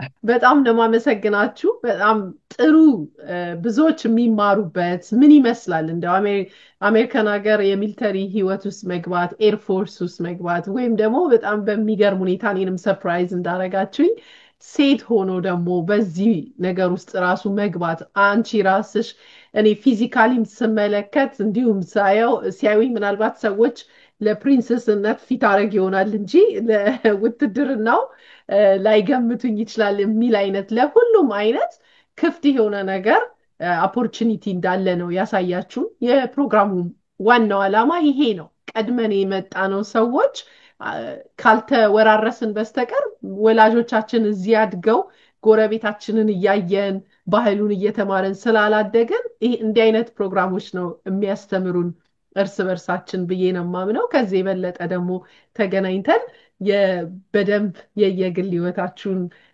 ብንመለከት ደስ ይለኛል ለማለት ፈልጋለሁ። አንቺንም ተመልካቾቻችን እንግዲህ ቤት መግዛት ስትፈልጉ ማንን ኮንታክት ማድረግ እንዳለባችሁ ታውቃላችሁ። መልህቅ ጋር ደውሉላት፣ በከታች ኮንታክቷን እንተዋለን። እንዲሁም ደግሞ ልጆቻችሁ በተለይ በማትስ ላይ ደከም ካለ እኔ አንድ ጊዜ አስተማሪ ምን አለኝ፣ ማትስ ትምህርት ጎበዝ ካልሆናችሁ ገዳም እንኳን ብትገቢ ብትመንኝ ማትስ ተከትሎሽ ነው የሚገባው ያለበት ሁኔታን አስታውሳለሁና በጣም በሚገርም ሁኔታ ዲሲፕሊን ባለው ትዕግስት ባለው በብዙ ነገር ልጆቻችሁን የሚያገለግላችሁ ፕሮፌሰርን እንደምታውቁት እዚህ ሀገር አንድ ተማሪ ነው አስጠኝ የምንቀጥረው ሊያውም በብዙ ገንዘብ። ነገር ግን በዚህ ኮሌጅ ደረጃ ዩኒቨርሲቲ ደረጃ በሚያስተምር ልጆቻችሁ እንዲማር ማድረግ ትልቅ እድል ነውና እሱንም ኮንታክት አድርጉት ለማለት ፈልጋለሁ። ስንሻውንም እጅግ በጣም አድርጌ አመሰግናለሁኝ። በሌላ ዝግጅት እስከምንገናኝ ድረስ ጊዜያችሁን ደግሞ ሰውታችሁ ልምዳችሁን ልታካፍሉን እዚህ ስለተገኛችሁ በእኔና በተመልካቾቼ ስም እጅግ አድርጌ አመሰግናችኋለሁ። ተመልካቾቻችን እንዴት ነው አስተያየት ኮመንታችሁን፣ እናንተስ በዚህ ህይወት ውስጥ ያላችሁ የተለየ ገጠመኝ የምትሉትን ከስር በኮመንት ሴክሽን አካፍሉን። የዛሬው ዝግጅታችን ይህንን ይመስል ነበረ። በሌላ ዝግጅት እስከምንገናኝ ቸር ቆዩልን።